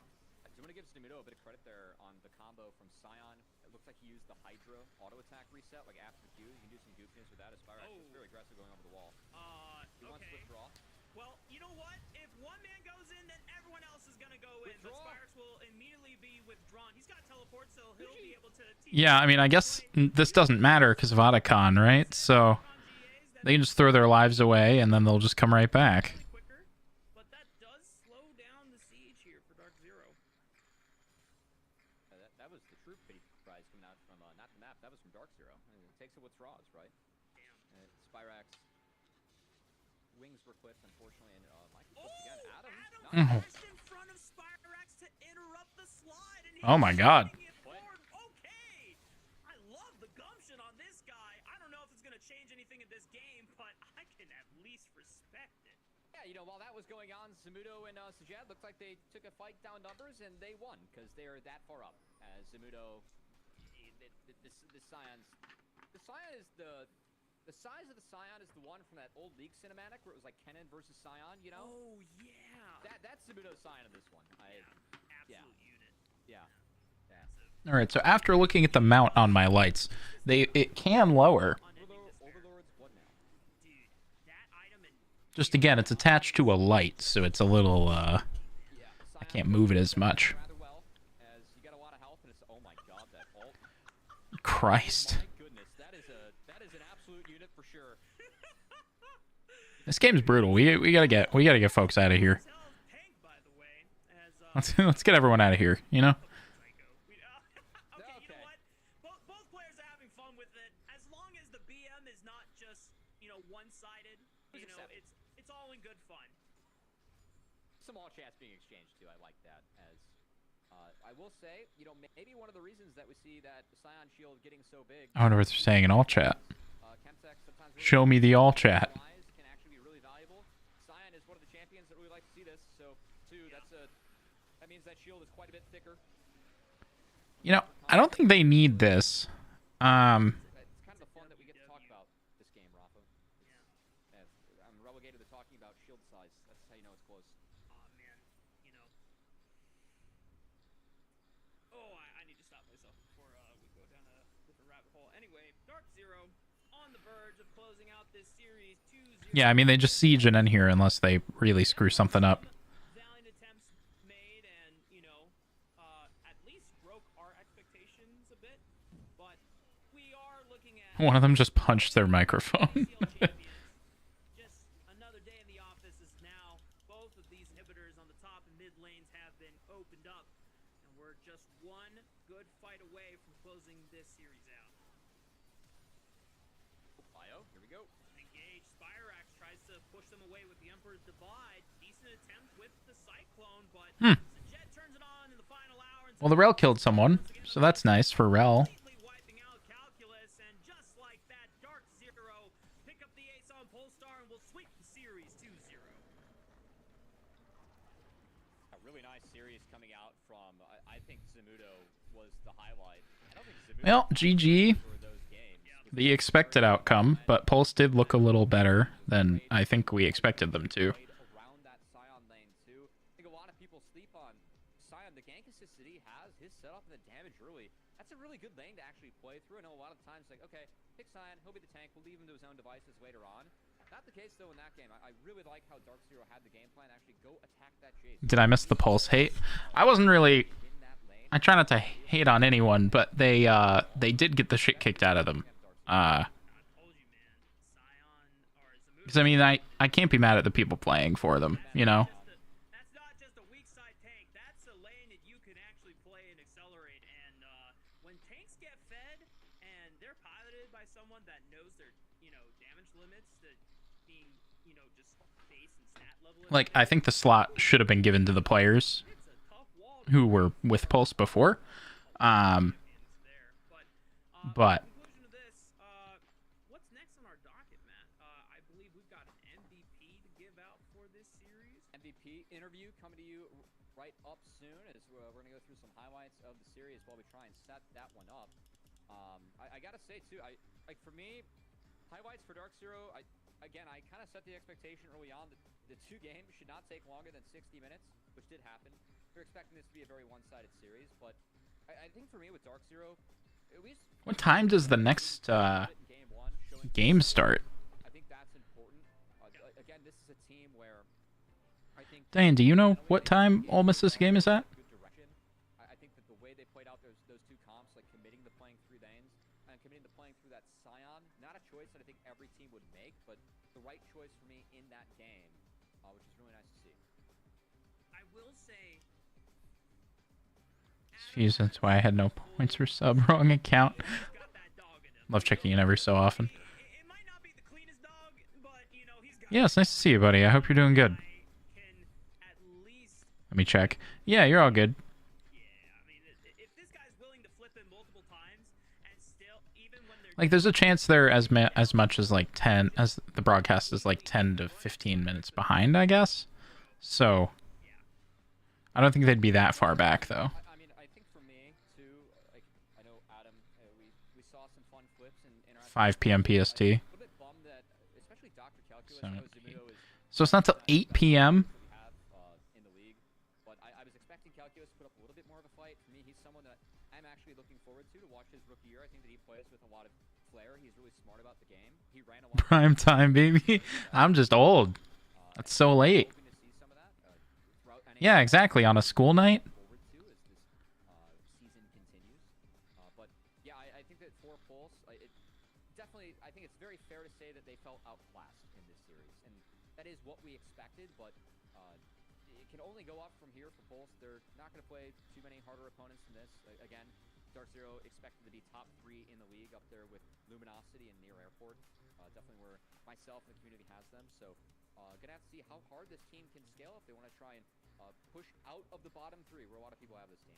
Yeah, and I think, you know, looking forward for Pulsar's future matches, if they're this fearless against Dark Zero, despite the result, it makes the matches and series against... Should end at latest at 11. They're college students. They stay up later than that. No, it's for me. Because you just know for certain that they're not going to have the same level of experience and the same level of class as something like Dark Zero, and therefore more of a chance to actually do some damage. I'm old and sleepy. Potentially.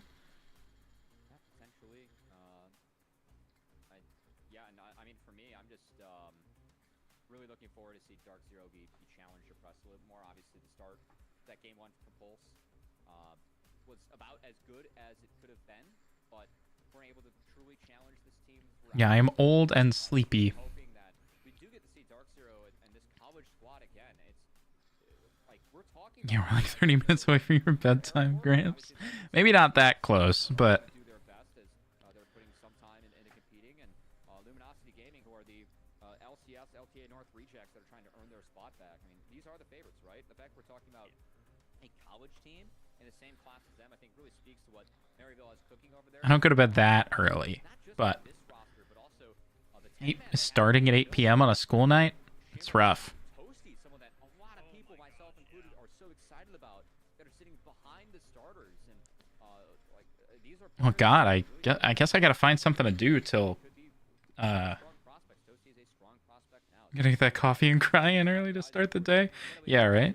But the program over there at Maryville, like, again, the fact we're talking about them in this class, all credit goes over to Quirky, Kakout, and Niles for the work they're doing over there.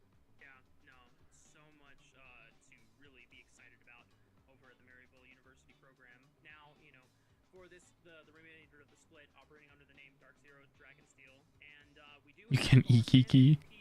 Ready to go, and I don't know if it would be any other candidate based off of just game 1 alone. You know, maybe there was a fighting chance in game 2, but between Gwen and Scion, I mean, what can this guy not perform on? You know, you get really just a dynamic range of playstyles, both on the hard carries, giving him a lot of farm, and then on the super tanks, which, you know, you pointed out, like, you would think they were going to weak side, but hell nah. This Scion was an absolute unit.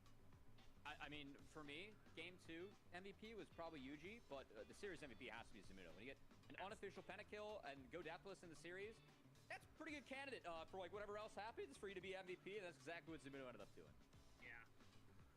Just makes me even more excited to see what Zumuto is going to accomplish further and further into the split, and see what happens when he's able to play against top laners that can really, really challenge him in that 1v1, because, you know, especially with how Polestar played their map strategy, didn't really put a lot of pressure into trying to help Calculus stand up to Zumuto, and ended up just Yeah, they really didn't kind of giving a free lane focus top at all. to Zumuto in a couple instances, and Zumuto really made them pay for it.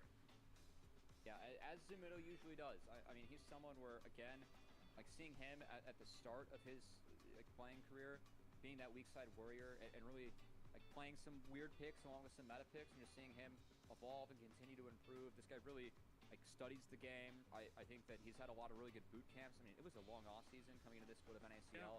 I saw Zumuto in the FlyQuest building with Saito, who was invited to that. I believe he was one of the players that actually got to go to Korea based on the play from that. That was super competitive. I forgot about my wrist rest. That ended up making it there.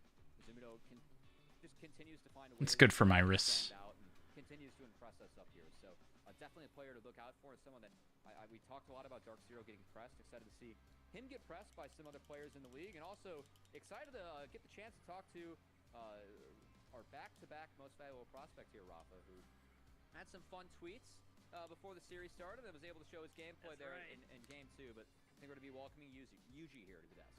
That's right. Yuji, can you hear us, brother? I can hear you. There you are! Let's go! Two-time most valuable prospect, reigning most valuable prospect, and you know, as you tweeted out earlier today, you're looking for your third. You know, what is really driving your motivation this split and the rest of Dark Zero? I guess honestly the motivation would be just to make it to LTA. I think now we have a chance to win summer, then we could play against DSG, and if we win against them we get this spot. So I think I would say that's like my motivation right now, and to do that I think we're just trying to like improve every day as a team. Yeah, I mean, Yuji, speaking of that team, a lot of familiar faces in the building, of course, Sajed being the new one, but also we were talking... Yeah, hearing him talk about the goal being, you know, going and beating DSG, obviously. I think everybody who's playing in this, that's their goal, but it'll be more interesting if the college does it. Or any of the colleges do it. That people look up to. I would say from last year, I guess the lab is more loud in a way. I guess we have Shimmer and Toasty, they're both vocal, and sometimes we go play basketball. We also like work out, go to the gym together and stuff. We always like go for food at night, so yeah. I would say it's like more energetic than last year. I guess last year we were like more like giga try hard. You're more about the basketball than the rock climbing, yeah. I know it was about rock climbing last year. Yeah, I mean I don't like rock climbing, but you know I like basketball, so. Nice. Who's the best player over there then? I would say probably Toasty. Toasty's pretty good. Ooh, okay. I was expecting that one. Yeah. It is kind of funny that I imagine Clerky takes them to go rock climbing. Later in the split. But for you, Yuji, obviously there's been a lot of changes with a lot of new faces coming into the league for NACL this split. Are there any particular junglers that you really want to play against? Well, there's not much on my mind, but it probably would be Tomio, because I'm good friends with him, and back when I was in LA, we used to like hang out with Falk Johnson and stuff, and I guess it would be fun playing against him. Yeah. Are they not allowed to have any of the college logos on anything? You talked about, you know, your goals for yourself and the team. It really feels like there's not too much else for you to prove to move up. I know that we traded a lot of DMs, sharing frustrations over the past offseason, some things that were out of control. At this point, like, what do you feel like you have to prove, or is it just kind of consistently...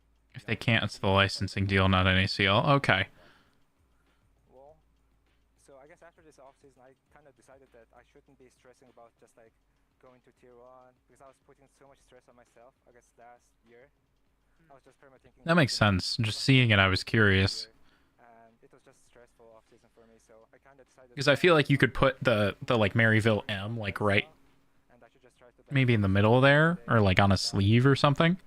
But that's great to hear, man. I know that's like really tough, and I know how crappy your the last offseason was out of your control. So I think it's a lot of poise and maturity of you saying that. A lot of things that didn't go your way. So I don't know if you have anything else, Rafa, but usually we're always rooting for you. ours is like that sort of. But look at Winthrop. Yeah, that's true.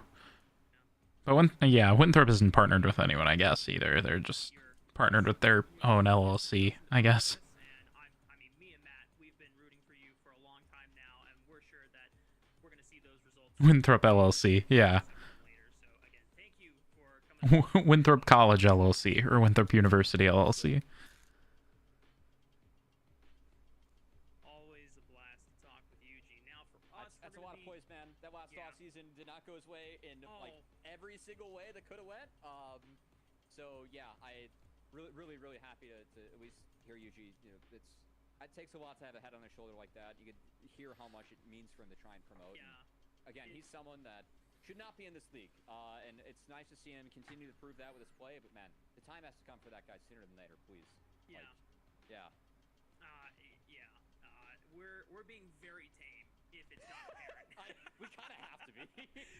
we definitely have to be tame on this broadcast, but man, woo-hoo-hoo, you know, the kettle's a boiling in terms of the emotional outrage that we have. But it's okay. You know what? As he said, he's just got to trust the process, and you just got to keep putting out the results, and then eventually. In term while we wait, we could raid in T2 to a 20-minute adventure in and out. No. I am all set. I'm probably gonna fuck around and WoW. Honestly. CCG and Supernova, and I don't think we're throwing to a break. I think we're rolling straight into the series. Let's go. Let's keep on going, baby. We've got some exciting things to talk about for both of these rosters now. Not necessarily. Oh, it's going right into the next one.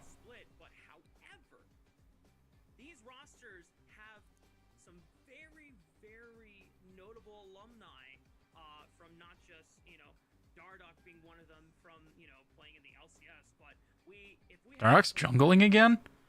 Array used to play on UST and in Golden Guardians Academy as well. Yeah. Breezy also notable Academy alumni as well. And this roster has the potential to do some damage. I gotta say, I'm pretty excited for this roster. I'm really hoping that we get the best out of Dardoch, Array, and Breezy, players that we have seen.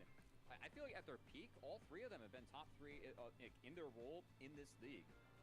Dardoch is just a tier 3 cheat code. Excited to see what he can do against a pretty competitive jungle pool, and especially a competitive jungler he's going up against today in Keel. But those are the 3 that we're familiar, used to seeing. And we have the 2 younger players. Aojun, one of the 4 rookies that we have in the mid lane. We'll get a look at him today. Well, if they are just rolling into the next game, I'll probably just keep watching instead of screwing around on WoW. But he's someone that used to be a Yasuo one-trick. He was playing mid, moved to top with the rest of his brothers, and pretty frankly, he wasn't our rookie of the year last split. Dang, the call offer is still open though. We could still hang out. Crimson actually was a bright spot and impressed me. I thought him and Denethor were both the 2 rookie top laners. They both had a very respectable debuts and also are returning, but Crimson actually got the better of him for me in the league, which is a little bit surprising. I'm excited to see how much he's grown in the last 6 months as a player that a lot of people are looking at, just given the pedigree that he has. And the first test is going to be up against Supernova, which is practically the Ole Miss roster, as both have combined efforts to bring this collegiate powerhouse over to the NACL. We got Stride the top lane, Keel in the jungle. I'm gonna butcher this name. Asila. Another rookie mid. Okay. Yeah. Asila, Shogo, and Rhino. Now, we're just gonna get it off our chest right now. We're super excited to finally have Shogo in the NACL. This guy has been a monster in the collegiate scene, one of the undisputed best AD carries in Tier 2, and the fact that it is now, finally now, that we're getting to see his NACL debut is low-key criminal, but you know what? We finally made it. Shogo is here. I just remember, so back in 2022, going to 2023, I was in the TL tryouts. I was hired as a coach. I remember talking to TL, EG, and other orgs like, we really like Shogo as a player, but he's an import. Like, and at the time, if you were an import, you had to kind of be viewed as like potential top 3 in your role, so that buyouts were on the table, or else it wasn't really worth importing. But like everyone was like, God, Shogo's good, he deserves to be in the league. We just don't want to, use an import slot on him. Because he is with Ole Miss, and that's a partnership, finally gets into the league after some of the rule changes. Hello. Long overdue. Really excited to see him. Also, shout out to Rhino as well. He is someone Hello. that Hey. has Hello. in a lot, You can hear me, right? Now I can, yes. Okay. I love you. Now I can hear me. Oh, right, because you have the... I didn't even think of that. I was like, oh, I was like, am I on the wrong input or something? Just gonna mute that. Is it fun watching the Supernova banner be full of like a different group that you work for now? It's just super weird that like I did my stuff with Supernova, got away from them, came here, and here they are again. Yeah, like what are the odds, you know?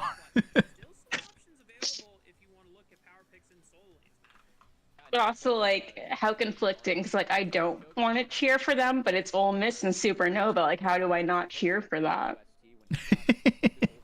Right.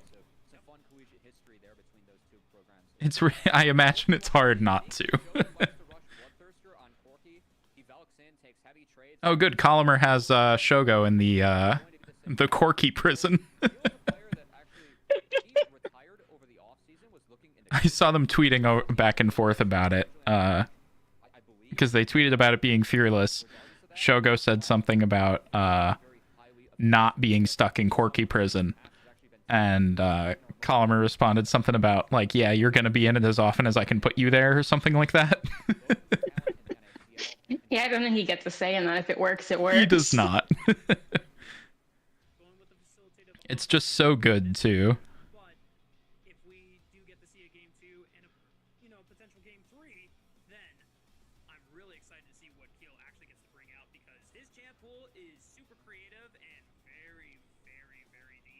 I almost tagged the Ole Miss Twitter in my updated tweet, but it's the club's, not. What's it doing or not doing? Well, I'm updating stream and like doing another tweet because it's a new game.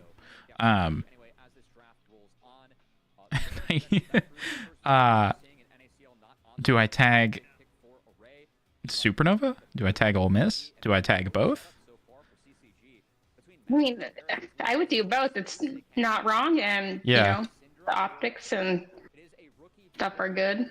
More people you tag, the better off that poses. This damn fish is killing me. What fish? I'm so sorry. I'm playing WoW and I fell in the lake.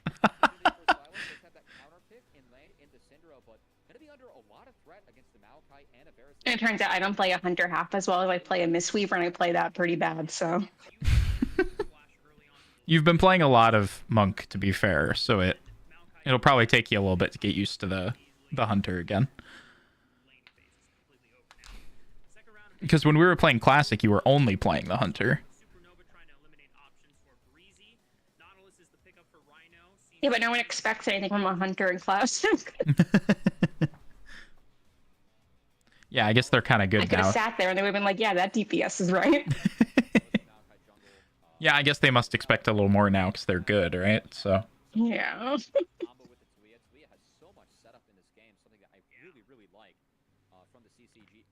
I mean, there's 3 of you, right? And dungeons and 20 in raids, you know? So you don't have to do that much.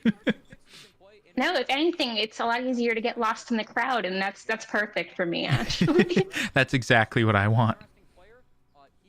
I wasn't looking at the strat at all. They are dumb, but I like... They are indeed. That, I guess. Why just I guess? I'm super behind on League, and I knew Syndra was, like, viable again right now, but I wasn't expecting to see it for some reason. Yeah, she's very good. I also know he's been playing a fuck ton of Syndra, so, like, I know that. You have the insider knowledge, yeah. I should not be surprised.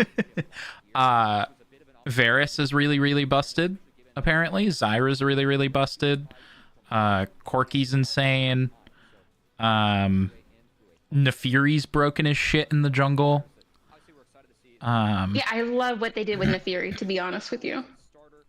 Yeah, it's been kind of funny seeing everybody talk about it and be like, yeah, they, they kind of fucked up the rework because all of a sudden Nefiri's in a role she wasn't before and is like the best character in that role. I mean, they said that's what they wanted to do, basically, though, so they achieved it. They did. I didn't see them say they wanted to do that, but yeah, if that was the goal. Yeah, no, they specifically wanted to change like where she was played and how good she was, and that did both. Yeah, they did it. I also didn't know Keel was Keel's real name. I didn't either, and I'm so grateful because I do call him that and not his first name. So very grateful. I honestly... Well, I make a point of like calling all of them their first or their real people names because they're my employees when I talk to them. Right. So I felt bad calling one their handle. So very, very grateful it was a real name. Really worked out for you.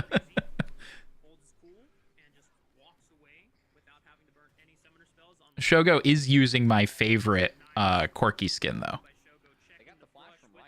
Is that like a space Corky? It's I forget what it's called. He's in a little sled toboggan, maybe. Toboggan one, yeah. Classic. It is a classic. I like that and all the ones where they're just a different color, personally. Yeah, me too. I like, oh my god, like Vancouver Amumu, is that the skin? Yeah, a lot of the old Olympic ones, like the Anivia one where she's just slightly bluer. Yeah. Oh no. Uh-oh. Green Malphite. Green Malphite. R.I.P. Keel. Rough. Yeah. I don't like that start from Keel. There's like Maokai level 1.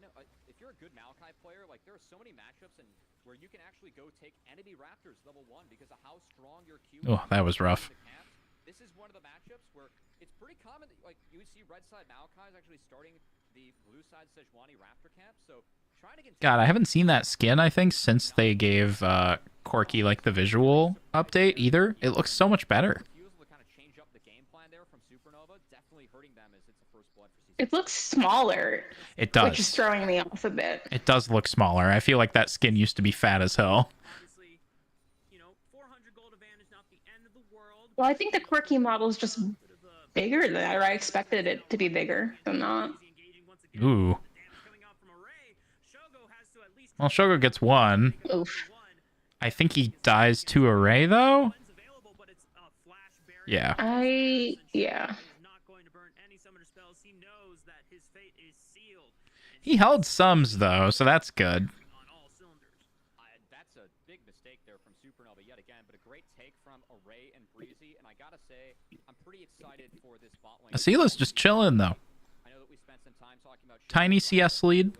Very much deserved, but for Array, it's a return to the NACL, a player that when he was... He doesn't get ranked super high when people do their power rankings, but I actually think he's a really strong mid laner. I like the way he plays, at least it's usually, from what I've seen, very safe, which... You know, I'm a fan of. I do know that.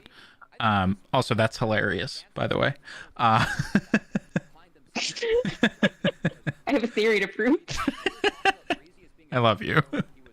But yeah, he seemed very reliable because they were playing with him in ACL, right?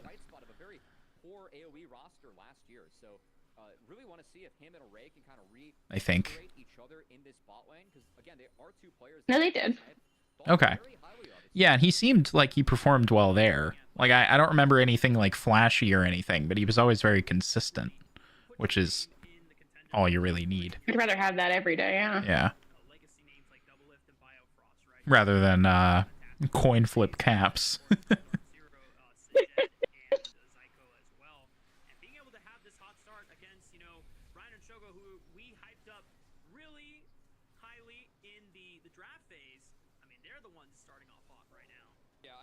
Did Rhino used to be Icelandic Hero, or am I mixing him up with someone?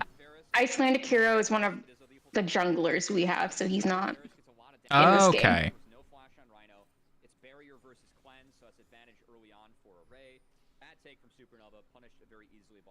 I think I had him and Keel mixed up for a period of time. Well, I think it's a little hard to keep track of, collegiate teams who don't really like stream their matches when they have multiple players who they swap in and out for things, which is definitely what this is. I take that back. No real summoner advantages spells here, but at least getting the push in the bot lane for priority. Dardoch immediately going to bolt for the first dragon, and if they do this fast enough, Matt, I actually didn't know Dardoch went back to the jungle. Because he was playing support when he was playing a Mirage. I knew, but I think I only found out recently. That's fair. Might have been an opportunity for a play if Breezy hits his abilities there, but not the case. That said, it's going to be a quick reset from Dardoch, and it looks like both bot lanes being here opens up the chance to actually play for the Grubs. As if there's not a rotation, I mean, that's a level 6 Renekton. The top lane matchup is clearly quite even. Sometimes just a lock, as Crimson burned his TP to make sure that he is as strong as possible for the Grubs. Dardoch going to be bolting there, going to be at least 1 or 2. Oh, nice kill on bot lane. But bot lane, Breezy goes down. Yep, equalized by Shogo and Rhino as the Ignite. Shogo got stabbed, but he is alive. Yeah. No harm, no foul. Oh, he's staying. Oh. I don't think Array has enough mana for a arrow though. Uh-oh. Look close. It did look close. Oh, well. With nowhere else to go, CCG continuing to rack up the kills. Gotta say, of course, That's tough. that both mid-laners making their NACL debut, and that was Oh my god. He barely got his back off before that arrow hit him. As again, that grub fight, it's really tough to fight Renekton at 6. Talia 2 able to impact the map a bit more. That was a beautiful setup coming out from CCG. Definitely, at least exceeding my expectations for what I want to see day 1 out of these teams. That was very well played from the rookie mid laner. And you know what? All of the CC that was Is it ACL fearless right now? Yes. Ooh. So we'll see some wacky shit. We might. I mean, I'm a big esports as a spectator thing person, Yeah, so me like I too. look forward to that. I think I mean I wouldn't be shocked if we go to a game 3 if we saw Shogo play Yone. Because he's been very vocal online about thinking Yone bot was good, and I'm pretty certain they've practiced it. I hate that, but I respect that it's a thing. It's a Shogo special, I believe.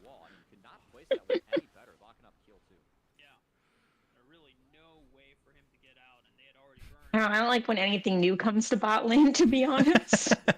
It's like, ew. I bet you loved the mage meta.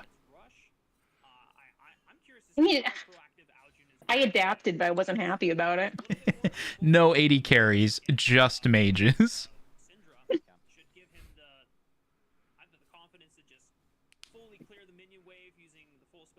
Where else is the ADC gonna go, And I think you need one. It's like doing a dungeon in WoW. Like you need a healer, a tank, and 3 DPS. That's just how it works. You're just checking boxes. This isn't about team comp. You fill the roles, and that's how it goes. To be fair, I think Riot also hated it. Probably. They kill it every time, not as fast as they want to sometimes, but they try. Yeah, they do their best to kill it at least. It does always come back.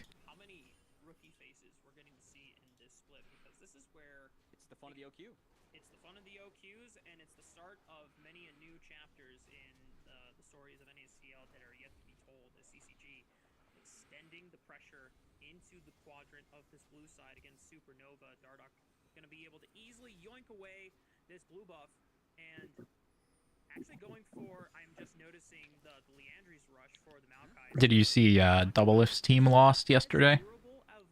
Yeah, I didn't see the game. I didn't either. I'm a little surprised, to be honest. Yeah, it was to I know Luminosity, they clearly get less I practice think. time, but yeah, I would have thought they had that one, honestly. Yeah, I honestly, ooh, Jesus. Okay, they got one. Well, Rhino got one. Supernova just couldn't do a damn thing to be able to withstand the might of Aljun's Talia. Yeah, Dardoch does unfortunately burn. And Maurice on a support can never hurt, Pat. I think they'd probably prefer, would have preferred it to go to Shogo, though. I'm not saying it's the first choice.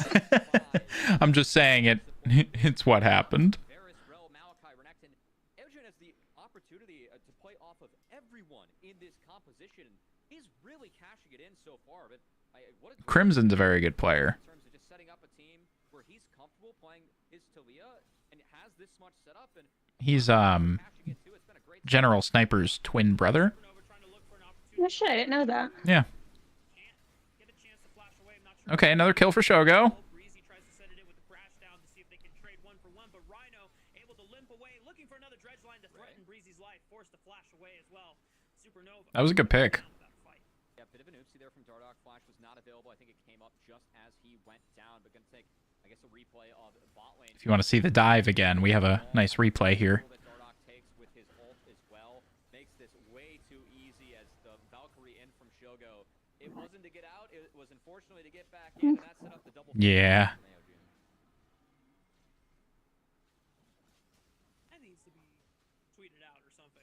That was a beautiful combo. My God, what more could you ask for? And unfortunately for Shogun Rhino, It was a really nice combo. they were locked into a CC train and no chance to get the hell off of that one. Rhino might be caught out here. Has flash. Good flash. Popping it, and the rest of CCG just continuing to extend the pressure in this bottom side of the map. We'll say Chain of Corruption was used there, and Rhino's still healthy enough. Shogo's low on mana, that's my only concern, but there is an opportunity here where Supernova might be able to look, just given that that is a big ult that was burned by Varus. That said, they did just take the grubs. Looks like Keel is not jumping off the rafters to try and contest this, so there's going to be a give. Looks like Dardoch is just going to take this dragon.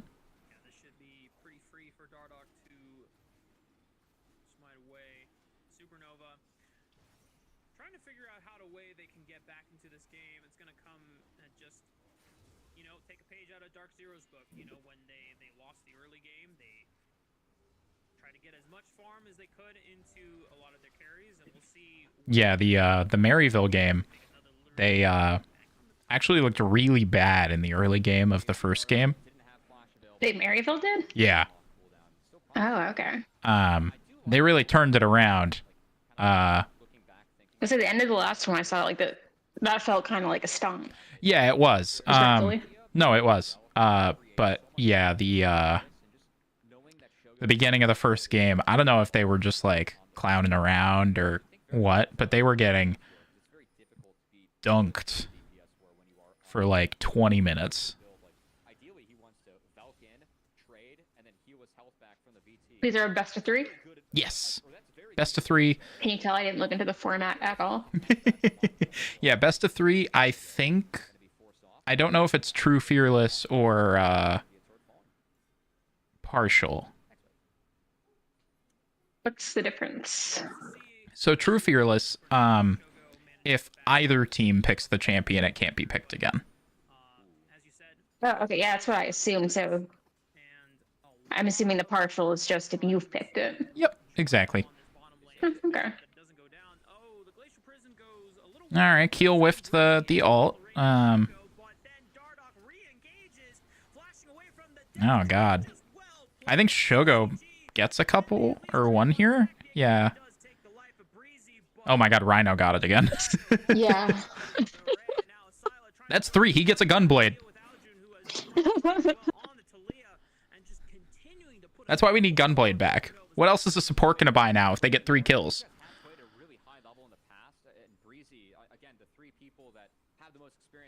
Like what's the equivalent now? I think they get one free AP item of their choice. Or If AD, they're depending on the Keep support. doing what they're doing. No, if you're an AD support, you just build what you're supposed to. Just build whatever. whatever you're meant to. You got enough Wampow baked in. Yeah, Array is 6-0 right now. Yeah, but even then, like, he's given something up for almost everything he's got, and like he's in a great spot. But like, I don't think the team difference is that much. Even the gold league's not Yeah, actually like 2K. Yeah. Not too bad at this point of the game. I don't love the drags. That's not Yeah, no, great, that's but I fair. still think it could go either way. Yeah, With those fancy new comeback mechanics, anything is possible. anything is possible in the lovely game of League of Legends. In the first Proving Grounds, they upset TL and Spawn. And then the second one, they upset C9. And it was really off the back of a Ray team fighting on Tristana. Way back wasn't there like a pattern of like the second Oh god, don't say way back in 2021. like the 14th seed or something? It wasn't that long ago. Twice in a row, which is pretty cool. 4 years, baby. But before then, like Array was like Yeah, they talked earlier about 2020 like it was another millennia. And I was in some physical pain from that. Well, you gotta figure with like the pandemic years, there's an extra 4 years in there. Oh, true. Those 5 years are really more like 9. Like dog years, but they're pandemic years. Pandemic years. It's rough in there. Yeah, he had PCL on like form duty, which is pretty rare from PCL, right? You have to be a decent AD for that to happen. True. And again, great to see Array in this one. 2 ADs I really feel like can contest for not just middle of the table, but towards the top of the table with some of those top 3 teams. And good to see them, especially Array, was really showing up in this first game. It's fantastic. 6-0 on the Varus. Oh my god. Alright, they shut down Array. And Shogo got the kill. That's our bad. I mean, I will say, the barrier for... So that's going to be great for him. Right? Yeah, no, yes I it think is. that's huge. Yeah, it's first brick. Makes a lot more sense for the lane phase, but that's a really good punish. Ray not able to... Gotta go move my bet real quick. That's a big shutdown that just went down on Shogo. So, good play from Supernova. I love you. Yeah, give me 1 second. I have something to fix. All right, let's see where it goes. I've decided the rule is I can bet on NACL. I can't bet on a collegiate. I think this is fair game. I think that's fair. Where are you even? I don't even know where they do that. No, you have to like hunt people down to bet on collegiate sports. That makes sense. I think that's how I want it. Yeah, it's probably good. There's no platform for that. Yeah. Rhino and Keel and Crimson's gonna fall on the right side. Rhino falls and CCG have complete control of the dragon. Yeah. Yeah. All right, guys. Here's my announcement of my collegiate esports gambling site. It's an untapped market. I don't like sports gambling. It's not sports gambling, it's esports gambling. It's the same thing. I'll sponsor an org, you'll be fine. Actually, I should rephrase that. Fine with it conceptually. I just think it's so wild how easy it is now. I come from like the fighting games and Smash where you could just sit in an audience and start betting on things, so like this is the hardest it's ever been for me. Poor Asila. That def didn't really feel like his fault. Right after the scatter, the double flash commit onto the Cinder, knowing that spell was down, opened up the space for them to take that fight. And just when you think Supernova's getting back into it, a good shutdown onto Array, onto Shogo's shoulders. It's CCG that win heavily in the next 2 plays. Yeah, and Supernova, they're only down 2,000 gold, but it really feels like CCG has such a command over the map. Rhino forced to flash away from danger. Shogo was not really in range to start dealing the damage. Do they like this play? But he's gonna buy some time to twist and advance, and Array makes quick work of Rhino in the back, and Shogo is forced to flee, able to snipe out Dardock, but now he's got nowhere else. I don't understand. Yeah. Maybe they can find a way to rectify the odds here, but they have to deal with Crimson's Renekton. Stray gets stunned up by Bruce. I feel like that's when you get the heck out. Yeah, it's time to leave. Just leave, Asila. Leave. Run. Run, boy. He's dead. He's already dead. Marking he out. did save his life, but still, I would have left him. Marking another one in the saving the inter column. On my bingo card. Value of his deaths has been really high in a couple of these. Like that fight going down, that was 100% the right call. concern here is that with all the fighting going on, a little bit of CS being dropped. I know Array is very fed, has the kills, but Shogo has been able to clean up the waves and kind of catch up that way. Yeah, and if there's anything that we learned from the prior series is the power of being able to quietly farm your way back into the game, and it allows for someone like Shogo, who doesn't have as many kills as Array, but at least is keeping up in item parity. I know Dardoch gets ulted, goes low, but that Nature's Grass came off, and he was just able to get it off here before he went down. That's key, because that rooted up both Keel and Shogo. Opened up. Yeah, it was a really nice twisted advance. In the back line is, I think Crimson also quietly having a nice game, doing his job and a little bit more on the map has been good to see as things continue to cruise here for CCG. Still trying to kind of play grouped up. I do think that, again, with the Talia, there's so much setup, so much value that they have. They can kind of afford to do this. I'm a little bit worried about overgrouping. I mean, we're 2 minutes before the Dragon. I don't know if you have to be here, but the waves are good. It's Supernova right now that's dropping waves, so good job by CCG. Keel looks, finds Array into the back line, but no one can really punish. Array does have to step forward. He's being forced away right now, but Rhino's getting melted. Oh, God. Aljun can pump out the damage. Stray tries to look for the moment. Oh, my God. Oh shit, okay. I mean, he's dead, but... I think that's good? I think? I think it depends on what they do next. It does. I think CCG should fix waves. I was actually a little bit surprised that fight was so close to Supernova winning because Shogo was caught out by the chains of corruption in the back half. As we get a replay, I thought for sure this was going to be a good fight for CCG. Keep your eyes on Array, of course. Really nice ult from Keel, no cleanse, but Shogo dashes in to try and clean up Breezy. Yeah, you got hit by the twisted advance, and then Rel ult. He would be able to turn, but he was able to flash out. No one else really was able to get on him. Crimson didn't burn a second flash to try and force Shogo out. He was trying to help Keel for Array, who did end up going down, and Dardoch left his own devices in the top side. Try getting on that back line was kind of insane, though. Yeah. There for Supernova, and what I thought was going to be a CCG advantage when Shogo got caught out. Yeah. And it just goes to show that Supernova are not completely out of this game. They're able to at least... Yeah, and Corky will keep scaling, too. They're doing a great job funneling farm onto Shogo. He's at 234 CS. Damn. At 22 minutes.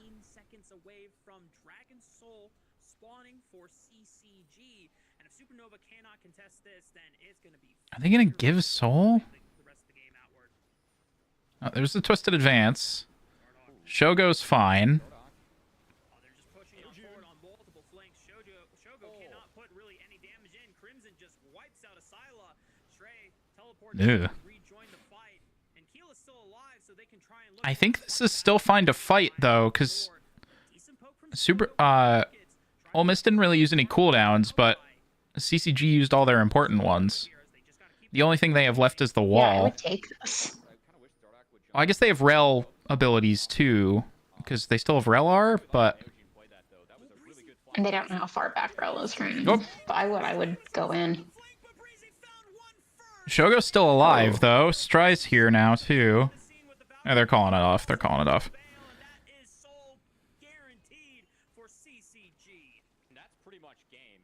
I just didn't like the engage. I don't think it was a bad idea, but I don't like the way they did it. Yeah.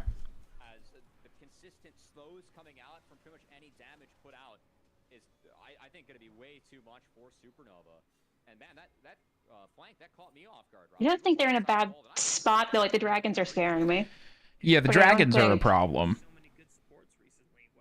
The rest of it's too bad of a gap. And again, like, I think they can come back from this, for now at least. Yeah.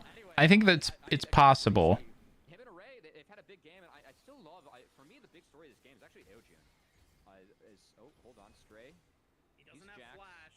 Yeah. He got counter strike nicely. TP. Sleep streak. Oh no, Aojun has beautiful. Goodbye, Stray. Stray? I thought it was Stry. You know better than I do. Should I know? Yes. Probably, but I think it's Stry. If one of us should know, it is you. Again, I try to use the real people names. Ah, potato. A lot of the comp can set up Talia well, but he's really cashing it in. Very impressive start for him. Yeah, I would have Real people names. That's worse. That's a lot worse now. Yes, it is. Yeah. Is performing in his very first NACL game. CCG lane now. Take a look back at the replay as it is the back half of Breezy's impeccable flank. Yeah, we missed the flank from Breezy, but that was a really good walk around from him. And of course, Stray was taking the gates to try and set something up. Breezy denied it, got in there first, and Breezy, I mean, someone that historically, we know him for, I think, his Alistar when Renata came out. He was a really early adopter and a good Renata player. But Rel was, I think, his big champ last year where, again, the AoE team that he was on, they didn't find a ton of wins, but Breezy was always a bright spot on the roster. And this, for me, is a much better roster. Again, CCG, we have a very much expected top 3, an expected bot 3, and then teams in the middle of the table. CCG is for sure one of those that's going to be trying to posture and challenge that expected top 3. If they play like this, this has been some good play coming out from CCG. I'm very pleasantly surprised in how clean these guys look for their debut. Yeah, and it's going to be exciting to see CCG tangle with some of the top dogs in the league. Looking for a pick onto Keel. Breezy following up on Aljun's engage, and Keel is just struggling trying to escape the grasp of CCG. No. Rhino should be next. A clean arrow from Array, and Asila is next on the chopping block. CCG wipe out 3. Like, I don't coach for a reason, but I just don't like the way they are or play at any high level for a reason. But I do not like the way they're just positioning. Yeah. Anything that connects, whether it's Talia, Varus, it's just trouble. It's almost like they're not like tracking the cooldowns of different abilities. Still trying to knock down their 4th turret of the game, and I gotta say, with this Baron being taken, CCG, they have been grouping and fighting a lot. They've not really done a lot of turret destruction. I mean, that and CCG also has like super easy to just like say go. Yeah. Like you just press the Maokai ult and just run behind it, you know? Alright, well, Stride got a tower. He's now running for his life. He died.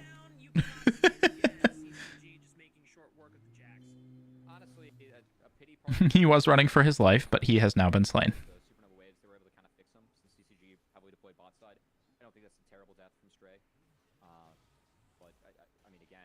Yeah, like this is just going to be... I know I've been saying they can come back from this repeatedly, but it's just getting harder and harder. It is, yeah. In order to try and reset these fights or deter the onslaught or all the setup that Talia has, Asila getting behind like this made the game really hard from Supernova for me. So I think that's been the big difference maker, as Aojun did not follow that wall. It's going to secure an inhib. Because he's going to maintain pressure in the mid lane. They have Baron buff. This is super efficient from CCG, because now Aljun is catching this next wave. The rest of CCG are completely fine to walk away from the inhibitor being taken down, as we're going to get a replay of how the fight evolved that allowed them to take Baron afterwards. Great play from Dardoch again. The focus onto Asila. I really like that from CCG. Again, I'm sitting up here on the desk talking about how I think Syndra is really the game changer that can reset fights and make sure that Supernova can retake the fights that they are able to play along. I don't think it is. CCG has been playing into that. This feels bad statistically. Really nice to see again. Good individual plays and good direction from a team making their debut and going up against another team that we expect to be really. I love you. For middle of the table. I'm very grateful. This matchup here, the results of this best of 3 again in the single round robin could have a big impact on the standings by the end. 2 teams that expect to be close to each other in the standings, and it's been a dominant game 1 from CCG. And now CCG, one potential good fight. Alright, CCG used their big go button, and now Ole Miss is fighting. No, God.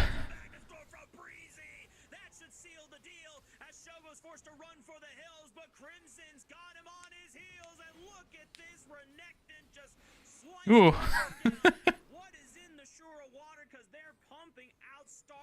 Yeah, this is fine. They can come back from this.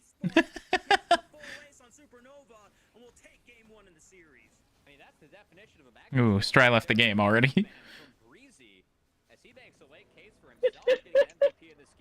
Rafa, who's your MVP from CCG for that one? That is that was a team effort. Can we vote everyone? It was a team effort win. I gotta go Breezy by the end. I thought it was Aojun, or I know Dardoch died a few times. I think Dardoch did a great job of setup, but man, Breezy for me was insane in that game. Oof. I mean, it just got worse as it went on. I don't think that was a stomp at least. No, just it a was very, very slow loss. Yeah, which does feel bad. It's also game 1. Yes. Did not die to the invade, didn't burn the flash either, uses it instantaneously to punish. I'm sure they're capable of growth.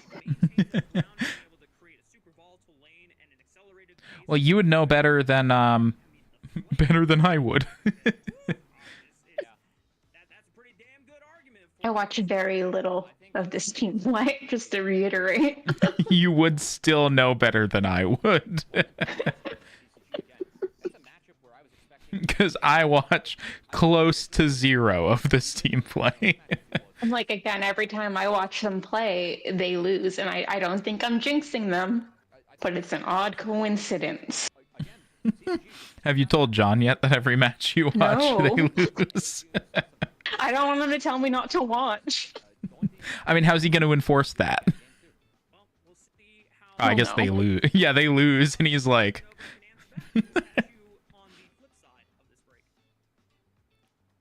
Wait, I mean, and the good news is we don't stream all the games, so... Oh, yeah, that works out. No, Connor. Dardock is on CCG. Not on Supernova. They lose, you get a call. Yeah, you just... Hello? Diane, what the fuck? Again, just a really odd coincidence. Yeah. There is no real relation. Just a very odd coincidence.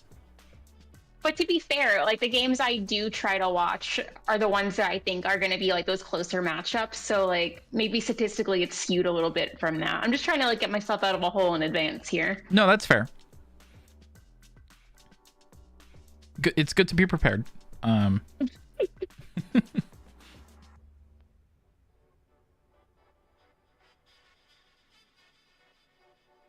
Well, I'll hold those thoughts about that one player to myself, I guess. Okay. I was surprised when they started showing all the photos and Ole Miss didn't have any. Because I understand it, we're still getting them. Okay.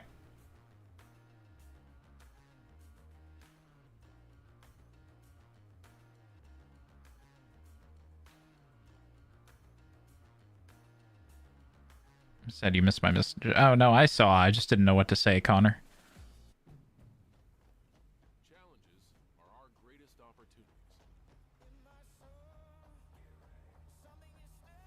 When we take them on, we make our most extraordinary dreams real.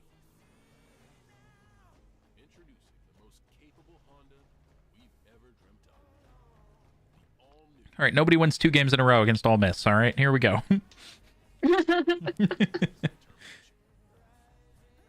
Oh, is their Sweet 16 match tonight too? Because their basketball team is also playing in the Sweet 16. I thought it was tomorrow, but I am by no means an expert. Again, you probably would know better than me, though. I only know because I got an email warning me that parking's gonna stink. At least they told you, I guess.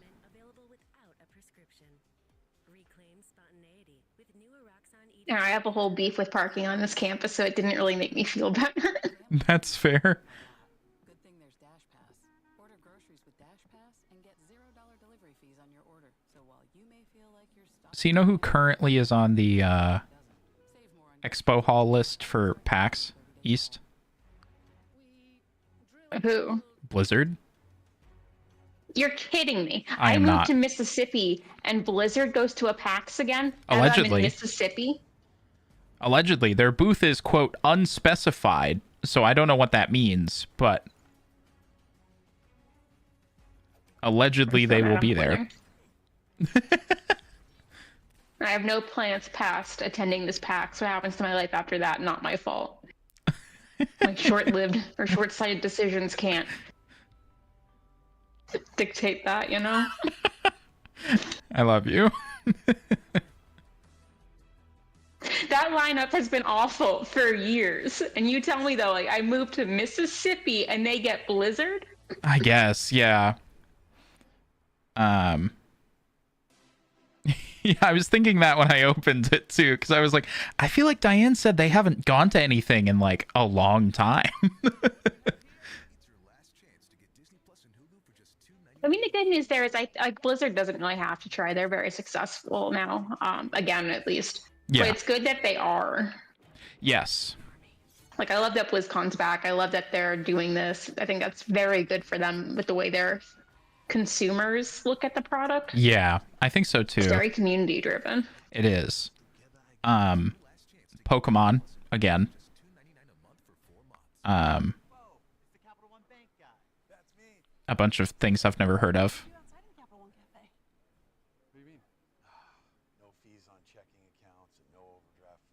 Yeah, I didn't bother opening the email, so I didn't see Blizzard. But I think just like from hovering over it, said Pokemon and Larian, and then mentioned someone I didn't recognize, and I took that as a bad sign, so I didn't open it. No, that's fair. What is that again? Early May. Early May? That would be hard. Apparently Black Magic is going to be there too? I mean, good. Like the video company? They should be getting it. Yeah, no, like they should be getting into this. A lot of more traditional AV companies should be getting into esports. Yeah. And gaming as a whole. Like, it's very, again, content driven. It is. Blizzard, as mentioned. There's a sponsorship I want. Black Magic? Oh, hell yeah. Oh, that would fuck. They make such nice stuff. Catan will be there, I guess? Like the makers of Catan? To be fair, they've done very good with building their tabletop stuff. They have. It's going to be Diablo, I'm sorry to inform you. Is it really? Are they still pushing that? Diablo good, isn't it? I don't know. A lot of people didn't like the new one. I thought they didn't like certain decisions made with the new one. Oh, is that what it was? I really have no idea. That's what I thought. Okay.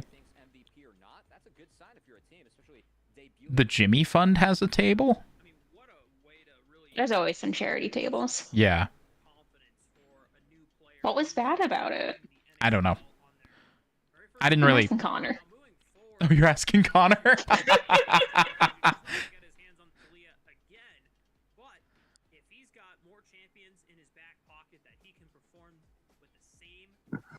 Sorry, I'm still scrolling through these. Because obviously there's a fucking million people who go to this shit. Esports admin events, whatever that means. Dell is going to be there. Oh shit, is PAX going to be a thing again? And again, it's the year I don't go. I don't know. Fisher College will have a table. Shout out to Fisher College. I mean, that's just smart. Assumption should realistically have one. I just wouldn't even bother broaching that with them right now. Yeah, I don't know. Yeah. No, I agree. Though, to be fair, that probably wouldn't be the hardest sell for them. But I think they need to... I mean, Assumption's just got to be at local things. Like, that's how it works for them. But they don't know that yet, necessarily. They do not. Gamer Sups is going to be there. Who is it? Gamer Sups. Who the hell is that? It's like G Fuel, but kind of acknowledged as just like better, I guess. Oh shit! Okay. Like they're more ethical apparently, and just like the flavors are better and shit, I guess. Does it still taste like chalk? I don't know. Not that I'm aware of. Oh yeah, the G Fuel that's more horny. Yeah, they do a lot of like anime stuff on their cups. Which it's really something you have to see for yourself. I really can't explain it. I don't need to know if it sells. It sells. Power to it does them. Sell. Oh, hi Sean. Hi Sean. Reb does that? Does Reb work for Serenade? Oh, they have a Gamer Subs thing. That's fun. They do a lot of waifu stuff. That's kind of borderline. Yeah. But hey, they know what sells. I also waved at you. I appreciate that, Sean.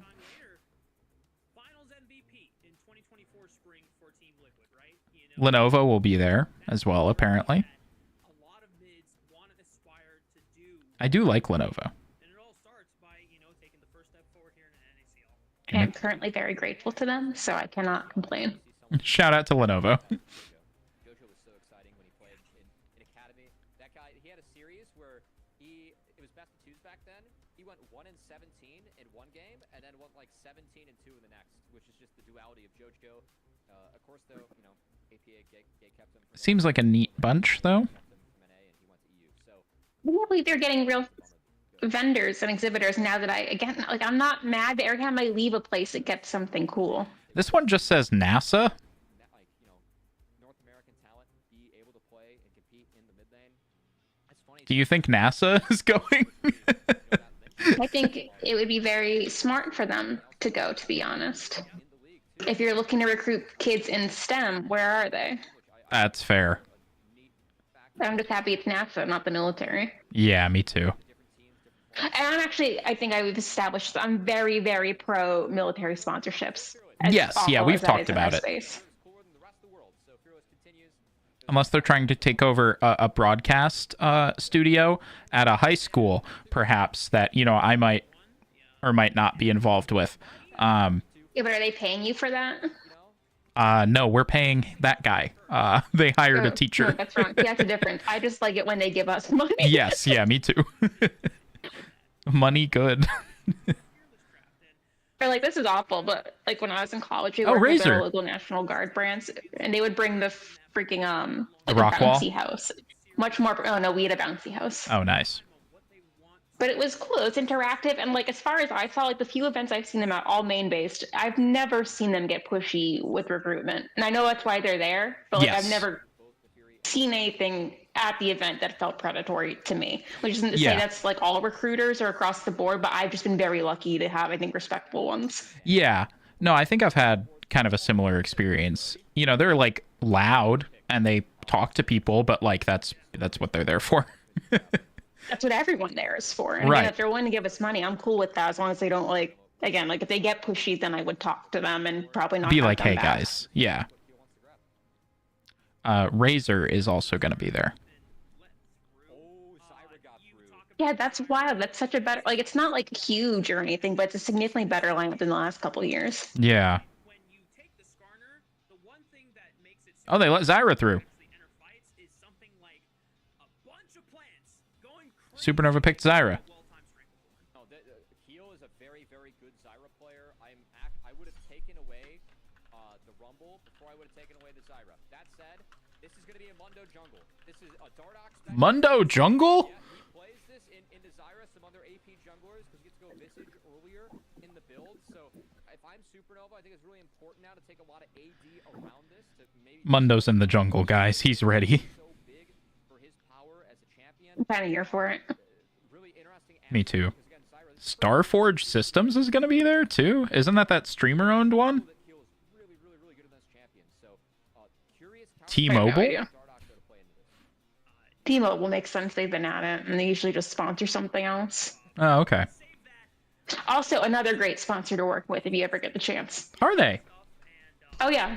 That's neat. They helped an event I did out with covering the internet costs. It was literally a life-saving thing for that event. Oh, that's really cool. I didn't know they did that.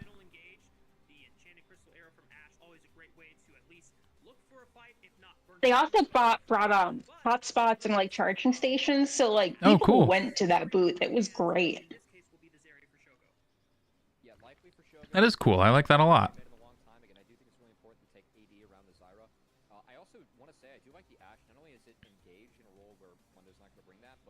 Mundo Ash. Gotta love it. I do see a lot of value there. As I will say, Azir locked in. Going to be a pick for Asila. Gotta believe that Eojun. I would really like some. Yogabo is gonna be there?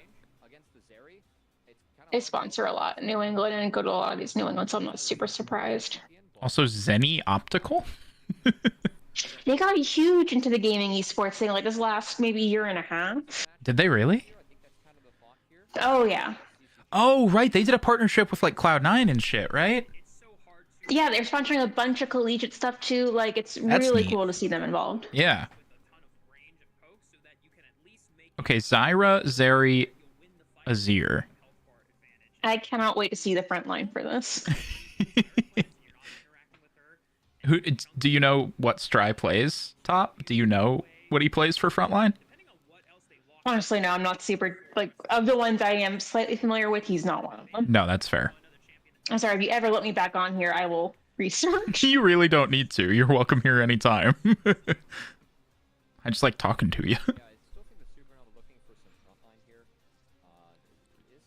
I'm gonna start making stuff up. I don't lie. I simply make things up. Yeah, my source is that I made it the fuck up.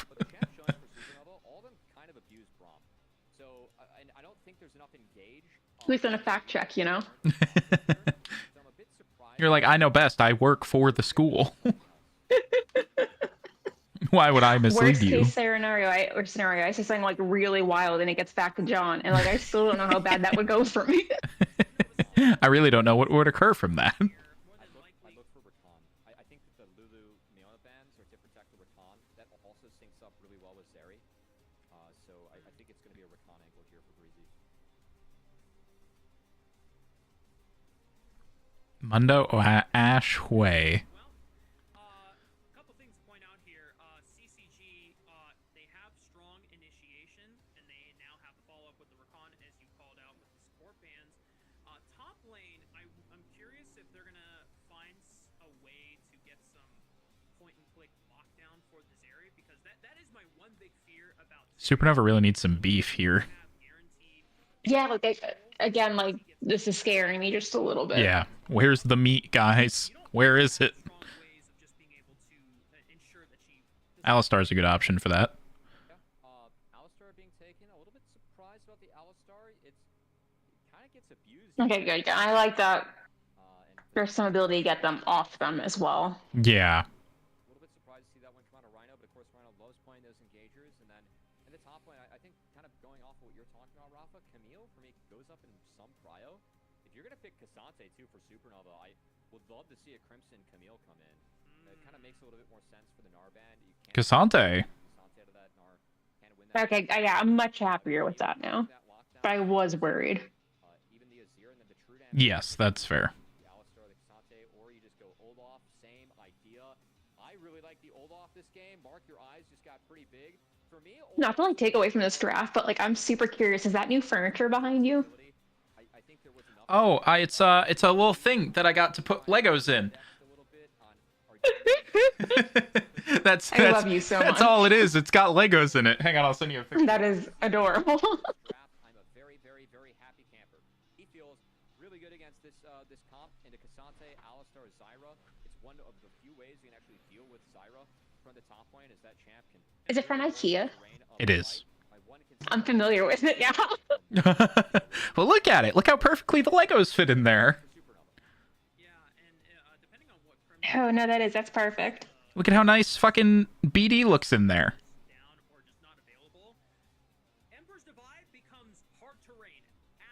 I still haven't built the flower one you got me, but that's gonna go on top.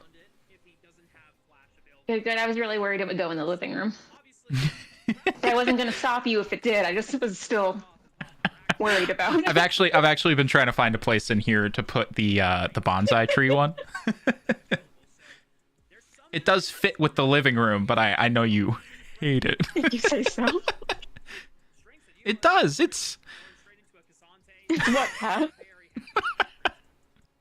Sort of Asian inspired, I guess. Much like the rest of the living room.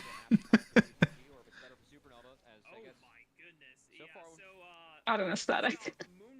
It's not an aesthetic. I'm just saying, you look at that living room and you tell me it's not Asian inspired.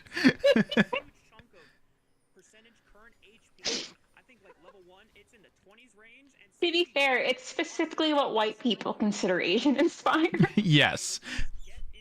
You know what I regret? You know what I regret sometimes? When we were at that old lady's house and her husband was like offering us other things, including that rug with the pandas on it. Honestly, I loved that rug, but I would also never want it in my home. The pandas were a bit much for me, I'm not gonna lie. Well, I thought the pandas were actually adorable, which is why I was like, aw.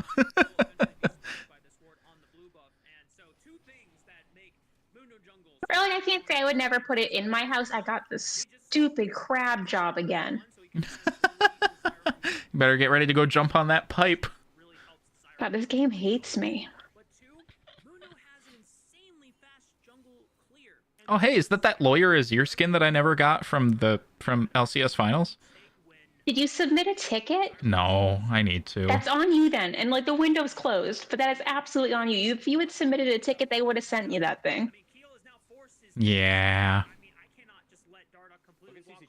I just kept being Never like, assume Riot's gonna do it right the first time. That's fair. I think that's on me. Run, Keel!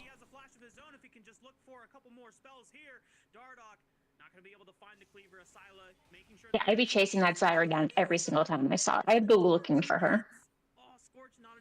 Yeah. I mean, that's... Oh. Is he still gonna do red buff? Oh my god, he is. He shouldn't. Oh. Brave, because I would be looping right back around right now. Super no bueno. He should be fine. Yeah, he should be alright. God, this top side of the Zyra's jungle, though, is just gone. I mean, Mundo is taking his top side, but outside of that, he's fine. Yeah, realistically, don't get me wrong, I'd be playing this in a way that was detrimental to myself, but, like, I don't think I'd be able to stop myself from trying to follow her around. I mean, she did get the blue buff from bot side, so... Or from red side, I mean, so... Not too bad. Also, how's everyone feeling about the new Discord UI? Thoughts? It's growing on me, actually. Yeah, it's kind of growing on me as well. I do like the indicator at the top of my screen what server I'm in, or if I'm in, like, DMs or something.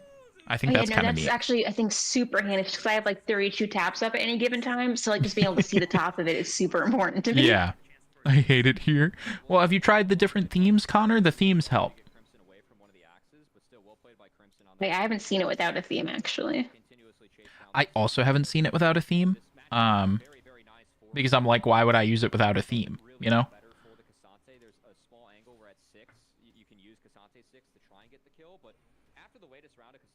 They took down the power on his W in alt form. Thank God, because that true damage was gross. And that, I think, really sends this matchup to... Stride just killed himself? Oh no!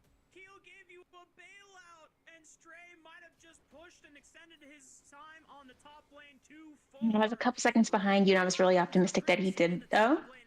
Is he dead? He's dead. Yeah, he's dead. He put himself under the tower? Yeah. I think by accident? TP comes in from the Cassante regardless. Solo Boldo for Crimson in the top lane. Of course, year 2 for Crimson. And a player that a lot of people are excited about, of course, comes with pedigree. I said that Sniper was like one of the first talents we had come up with pedigree, just given his brother being Viper and how he was challenger at, what, 12? On the ladder, he was rank 1, 12 or 13. Crimson, very much the same way, was always a master grandmaster player, has hit challenger, and trying to follow in the footsteps of his family, turning this into a family business, and you know, given yeah, he just dashed too far, I guess. Oh, I didn't even catch that. I'm not gonna lie to you, Matt. I was looking at the Dardock pathing once again because it's just been brutal for Keel. Dude, I'm a jungle man. These goddamn junglers on the broadcast, man. I live for that shiz, bro. But these goddamn junglers on the broadcast, man. Which then makes it a lot easier for Crimson to get the solo bolo there. But CCG once again off to another start, and like you said, I think it's really cool for Crimson to have such a. I just put a new theme on my Discord called Under the Sea. Did his job and was strong in his own right, but obviously our attention was more so focused on. Can we stop jerking off Dardock? I mean, he's playing. He's playing well, you know. I was definitely a little suspicious about the Olaf pick, but if he gets this kind of start, I mean, I think Supernova are in a world of trouble. Scrubs being hit by Dardoch on spawn. Going to be first 3 taken. Meanwhile, Keel did drop control ward on the dragon. Actually, I mean, respectfully, like he's gotta be one of the best junglers in NACL right now, right? Oh, definitely, yeah. Yeah, once he sees Grubs are done, he's going to try and approach this one. We'll find it. Again, how this game has panned out in these matchups. Been tough for Keel, because the second spawn of camps, I mean, Mundo has just been, he pretty much like 3.5 quadrant in the first spawn, and now the second spawn. I mean, Keel's looking, but... He played pro, of course he is. Yeah, but there's like 3 of them was played pro. Yeah. Keel's dead. Shogo's not 6, so this is not a great fight. Oof. Matt, it might be too early to call, but I'm ready to call it done and dusted. CCG are just winning the morale game at this point. He steals my phrase and because... I mean, I know Zyra jungle's good right now, but just first picking it into a comp that can just get on her so easy feels not great. Yeah. Dominating today. Love the conviction that we're seeing from Dardoch. Again, this is his counterpick. We have not seen Zyra that through yet. We know that Keel plays a good Zyra. Says, now let it through. They're going to B1 it. I'll take the Mundo. We're going to take the craziest level 1 you've ever seen in your life with Olaf, Mundo, Ashe, and it's going to be fine. That's exactly what CCG's been doing. First 2 neutrals go over to them. Feet secured. And yeah, he did indeed flash smite that one away. That's some mental damage being done as Keel gets sent back to the gray screen. And Rhino actually does his best to try and play this one out. He didn't auto Aojun. He autoed Breezy. A misclick from Rhino. If he autos the way, I do think they find the kill. Not the case. Shogo falls to the throws of Array. And CCG, this is a big gold lead to have early. And a lot of their... So who won first strike? I'm honestly not sure. We're going to see if Supernova can try to find something here. Do you know who won first strike? He just pops a Ragnarok and Stray is forced to immediately flash away. Now Keel has an opportunity to get some damage down, but Aojun roams over to the top side, had a move, and is able to assist Crimson.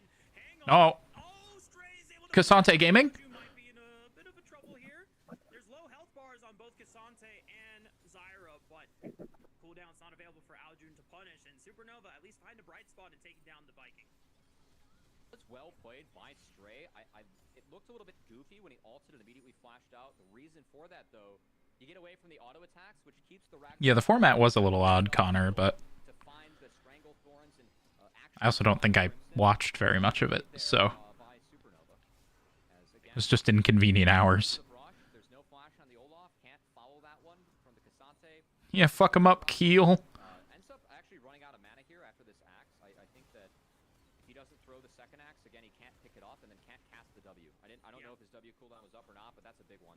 Yeah. So a little bit of a misplay on the back half there by Crimson, but do want to give credit to Stray. That flash in the brush was nice. I love you. Yeah. And props to Supernova, still trying to keep their heads in the game. You're better. I do. Even though we definitely got hyped off of the bottom river play, you know, This is the only thing keeping this appearance fee affordable. Yeah, my tab is rough. You have no idea. I know. Look, I know we talked about the interest rate, but I don't think you've crunched the numbers. I have a vague concept and it's bad.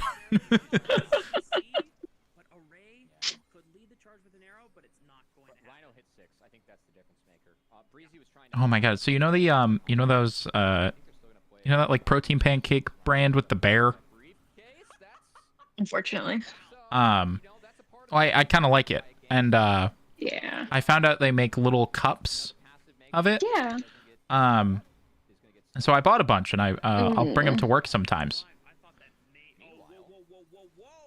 They're real tasty. They smell really nice when you take them out of the microwave too. They do smell nice, I'll give them that. Yeah.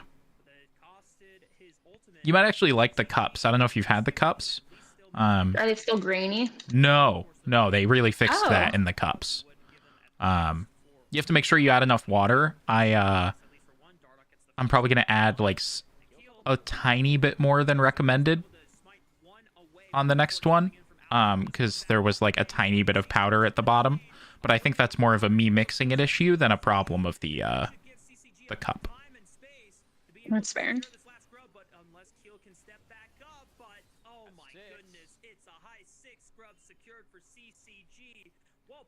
All 6. Dardoch just about that business. throwing the briefcases and quite literally giving the other team the business. As I know the kill didn't come down onto Rhino on the cow. It's a little bit confusing. Quick aside, Mark. I feel like they need to make a Rhino Alistar skin. Or the new Malphite, the VGU, kind of looks like a Rhino in the pool party skin. I think what you're... A Rhino Alistar skin. Collaboration on skins, and then just give Malphite the Rhino skin. Maybe, yeah. I feel like Rhino would like that. Returning to a little bit more sanity, though. Again, Dardoch just continues to run the Rift, and this is something where Dardoch, again, for fans that might be tuning into NACL, if we haven't in a while, just because of the break, because New Airport's here, I got to pause. Oh. I'm not gonna lie, I'm not sure what was going on with that Stranglethorn cast, Just a panic but no, no grubs for you. Only grubs for Dardoch.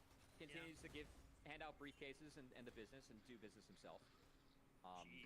But I mean, for Dardoch, like these are looks that we were used to. Mundo sure does love business. Dominant in tier 3, even playing support and jungle on a couple of different teams. He's been switching around a little bit, but again, this guy, he won a CCG championship. He still plays at a really, really high level, and has been nice to see him really step up and make plays here. As we're gonna get a replay. Of course, Eojun did fall. Nice oh my God. Definitely in fog and caught Eojun off guard. So good setup from Supernova, but then the back half locked him into the blue buff pit. From Array again, the Ashe really gonna help make this comp work. Having those slows, every auto to help enable the Olaf and the Mundo. Did you see the stuff about the next gen esports leadership lab? I thought there was something going on. I don't know what is going on. So they posted it, and we're like, yeah, we have all these people who are who we've invited to come participate. They haven't talked to any of the people. Oh. The Full Sail lady, Sari, Sari, I don't know. Sari, posted about it, being like, yeah, so I was not contacted, consulted, or informed about this, and my name was used without my permission. And she was like, yeah, and I'm big on talking about like improving the pipeline and stuff, but I don't endorse or support this particular event. So stop. It is super weird to like. I mean, it's such a small industry. If you put someone's name on something, they're gonna know. Right. Like they'll find out. We haven't seen a lot of top lane, but Crimson being even CS, that means the Olaf is ahead. Also shout out to Crimson. It's also, I'm looking at the actual email now, and it's super weird to send out an invited participants list. Right? Not like, oh, these people are coming. Just, we've invited these people. And honestly, this is a beautiful little list, but like I would have got those people actually involved first. I would have too. Most of them probably would have. Yeah, I mean, as far as I know, this is a group of people, or at least some of them, who will travel for things like this and go speak. Like they're more than willing to play together and contribute. It's just weird. Like, I don't know, are they assuming they were going to say yes? This shouldn't even have been mocked up before you talk to people, though. Like, that's weird.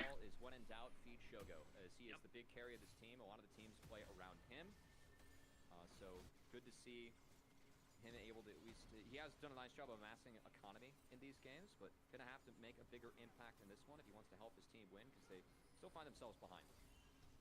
Rhino might have been able to find Breezy, but oh my God. And a quick battle dance gets him out of danger. Shogo, he was forced to flash since Array's just pumping arrows on the left side of this flank, and Supernova are really caught in this choke point. They cannot push through at all, because now that Dardoch has showed up, I mean, who is capable of taking down this Mundo when he's got the rest of his team behind him? I really like how Array played that skirmish. He knew Alistar sums were down. He was, or not sums, the combo was down. He was able to step up and just kind of slow control the fight. Breezy got out thanks to Mundo without burning anything, and they just chunked out Shogo.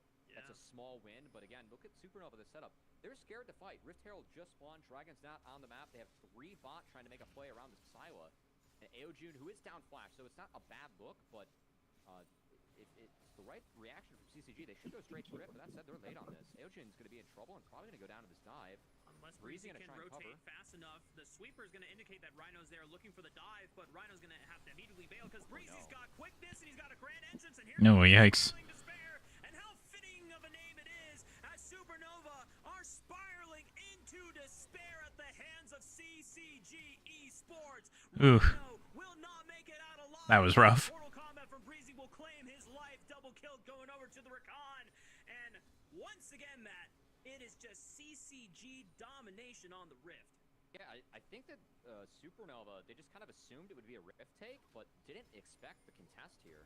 And once Breezy shows this play is tough, and LG did a nice job of not only clearing the wave, but that combo from Play did so much damage that there is no chance Supernova gets anything off of this play. And another situation where Supernova, like, Watching the Mundo just run at the Azir and just beat him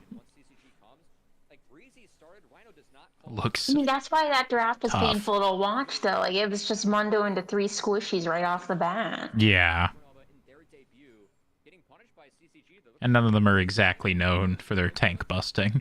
I'm very impressed with how CCG have debuted on their first day.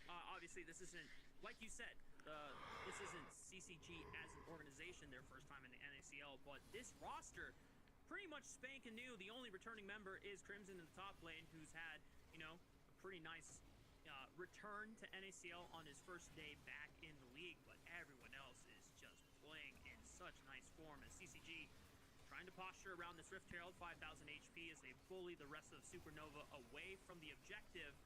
Keel cannot step up safely. And Yeah, I was about to say, I think you just let that go and do something else here. Yeah, but how many objectives can you let go? I mean, that one, obviously, I think you had to, but, like, the objective play is what's getting me here. Yeah, that's fair.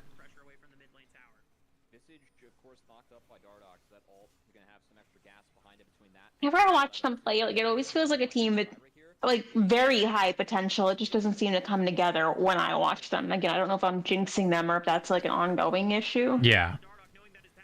Ooh. Shogo got killed on the backside. Oh, did he? Yeah. Oh, yeah. He got hit I'm a by... couple seconds behind. No, you're fine. He got hit by, Quay Fear. Yeah. It looked good up until that. Yes. Yes, it did. Unfortunate about that part, but it did look good until then. He has a lot of the economy of Supernova on his shoulders. When he falls, the fights just don't work. And man, what a day for Breezy again. If you're watching this, you were like have been a fan of maybe Near Airport or Double Lift. Double Lift's actually hyped up and duoed with Breezy a lot. Breezy's always had a really high solo queue rank, but again, he's never been the support that we really talk about in NACL. I also, like, can't find anything on the group putting on that leadership thing. Oh, really? Which is super weird, yeah. So I'm guessing... I mean, it's got Grift energy, then. Yeah, not being able to find info definitely makes it sound grifty. This match, one that we expected to be really, really competitive. CCG is doing their best to make it look not competitive.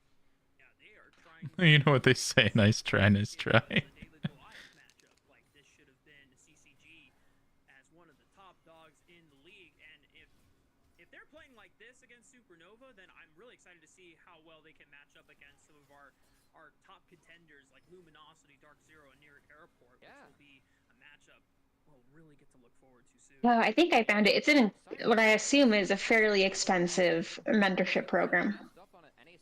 Oh. They get money for doing it. Still doesn't feel quite right. Breezy, a support that has always been good in NACL, but has been outshined by the likes of, you know, the Busios, the Awas, the Chimes, the Diamonds. Again, I think this split is a great opportunity for Breezy to really shake the narrative on that and show that him and Array could be a good bot lane. And coming into this match, I think most of us were hyping up Shogo and Rhino. Not the case. They've been getting outshined by Array and Breezy as Breezy goes in again. Rhino tries to find the engage on the support. Aljun, however, was left to the wolves, flashed away. Giant used the shield. Wait a minute, he's still alive before Stray finally goes all out and takes him out back. But Dardoch leading the charge onto Rhino. Shogo trying to put in damage on this area, but he's just not doing enough. As now Shogo's forced to flee, trying to keep his distance. Ooh. This is a good Zeri fight. Oh, no, not anymore.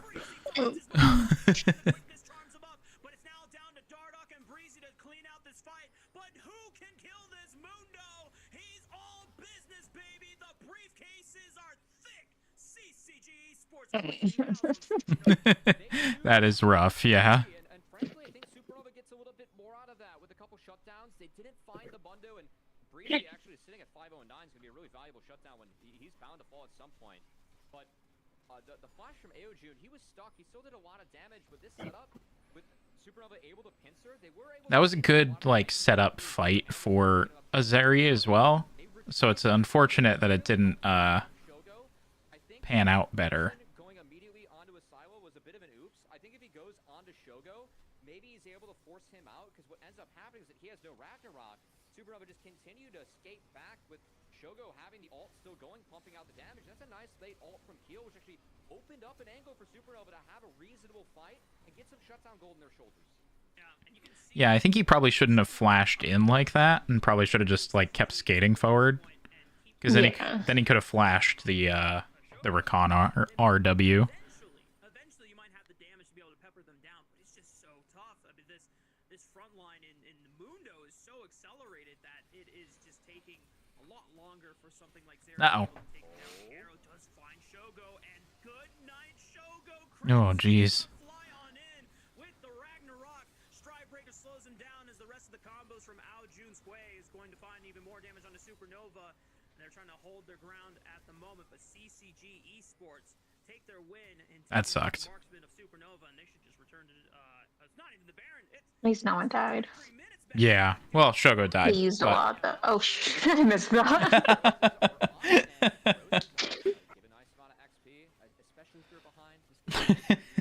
Just the 80 carry, you know. Well, at least no one died. Well, except for that one guy, I guess, but who cares about him? What's 1 out of 5? That's not bad at all. Nobody important died. Exactly. There's not really a lot of range on the Supernova comp. You do have some mobile carries, but Ash just slowing people down, I feel like has really enabled the Mundo and the Olaf to actually make plays, get involved in these fights. As we take another look, beautiful arrow by Array. I mean, finds target number 1. Rhino has to throw himself in there just to buy time, but doesn't matter because you can't stop the Ragnarok, and Ragnarok came for Shogo. Yeah. I'm trying to think of who was the villain in Thor Ragnarok. I can't remember the name. Technically, the Ragnarok guy was. I mean, he brought Ragnarok. Yeah. Ragnarok is more like Doomsday, but he was originally a villain, and then they used that to their advantage. Oh, I don't know. Do you think they're gonna get a drag? I mean, if they're gonna, it's gonna be this one, so. It wasn't a yes. It was not a yes. It's just, if they're gonna, it'll be this one. I mean, Shogo's still free. Yeah, they're leaving, though.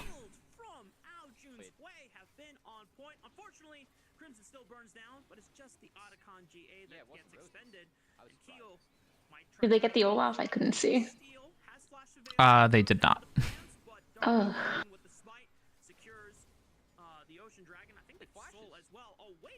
Oh my god, they're continuing. A squishy little Zyra. Yeah. Oh god. If God wanted you to do that, you'd have more HP. I mean, I think Ocean Soul just kind of ends this one as you're giving Ocean Soul over to Olaf, the Mundo, a lot of the poke that. And now Baron. GG's. It sure might be. There's a chance it's not, but. I mean, this one is, I think, a much bigger gap than the first one, to be honest. I think you're right, yeah.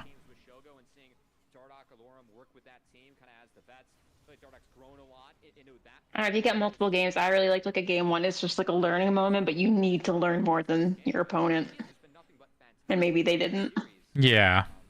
Yeah.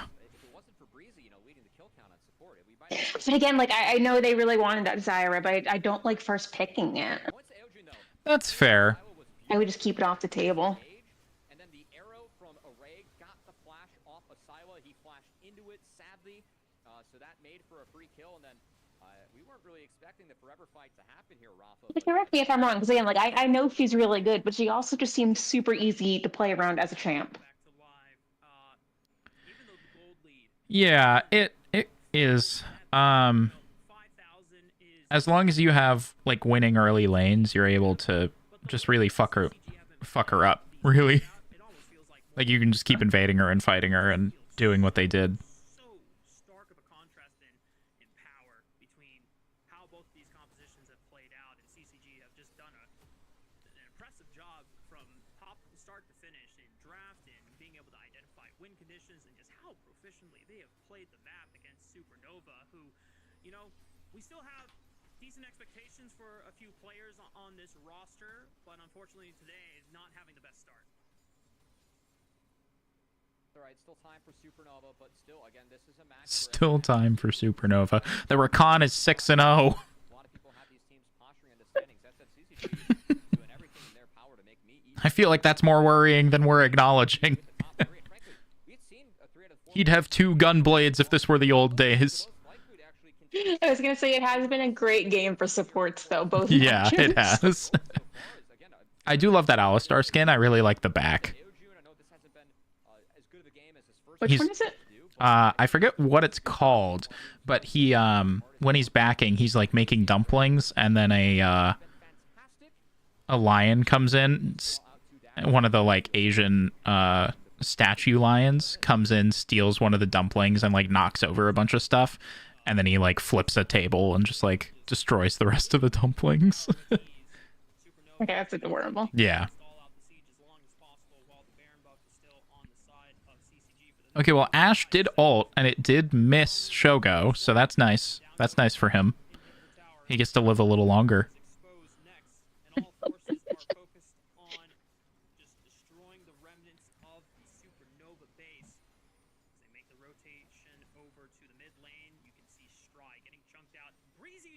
Ooh, bad Rakan ult.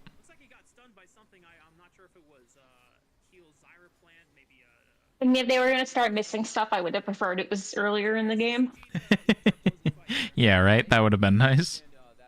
You got 2 different lanes pushing it. I don't know how much missing a couple ults means. Well, the Rakan one is a pretty massive one. Yeah, but you've got time now. Yeah.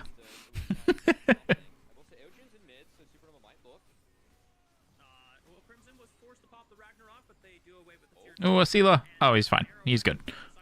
Oh my god. Nice shuffle.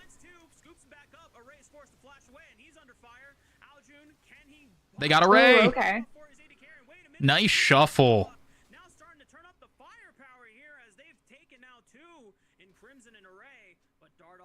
That was a really good shuffle.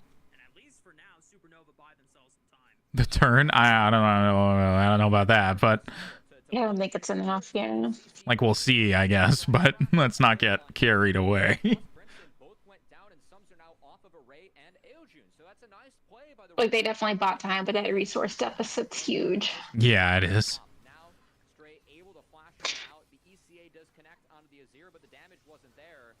No, that was a awesome shuffle, though. That was huge. It was beautiful. Yeah. Yeah, he's looking great. That's a great pickup. I've seen pro matches choked harder than this. I have too. And imagine the damage to their mental.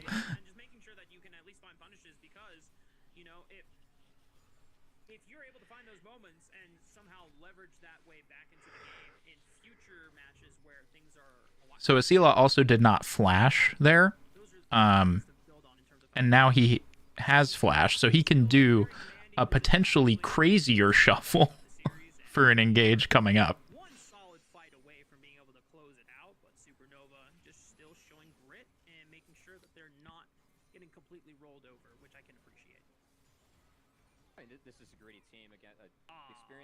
have from CLOL as Hui just ulted by accident? it's fine. I don't think We take those. Rhino. so. We do. CCG can act like they still I don't know if they know. Oh, Rhino with the flank tries to look for Aljun, but he's in the middle of all 4 members before the rest of Supernova can step up. So he falls and Breezy with the flank, looks for a Syla, finds Keel. Not bad, but that's, yeah. Keel's dead, but Smack his face with the briefcase. Down goes Shogo and the rest of Supernova. Silent Stray managing to make it out alive, but it's a forced TP because minions are pouring They're into the chasing base. each other. Go to the base, Crimson. You're so far behind, I think you need to take those risks, but I still hate how much I'm seeing committed for what I'm getting. yeah, that's fair. Gonna help to a Silo flash to the briefcase. Silent trying to do his best. He's just auto-attacking because that's all. But I do understand at this point in the game, like, you really have to take those risks. Yeah. The CCG squad. Yeah, that's that, unfortunately. Dardoch just Dr. Moon Rip. things, and it's all business for CCG sweeping Super. I don't even know if it's so much. I'm gonna say this hoping no one from Ole Miss is in here, but I don't think it's so much a choke as much as they were just This was probably the highest better. CCG. They had Yeah, I'm not sure. I think there were some, five of the members that like, rough decisions made. I don't know if they were just, like, worse. had some flashes of individual moments and then playing well together as a team, like their direction. I mean, I think a rough decision or continuously making rough decisions makes you worse. Out really well that time around. I'd love That's to fair. the level 1 to get Mundo an advantage, and Dardoch really ran with that in that matchup. That was very impressive. All right, well, that's all the NACL matches tonight. Thanks for tuning in, friends. Goodbye.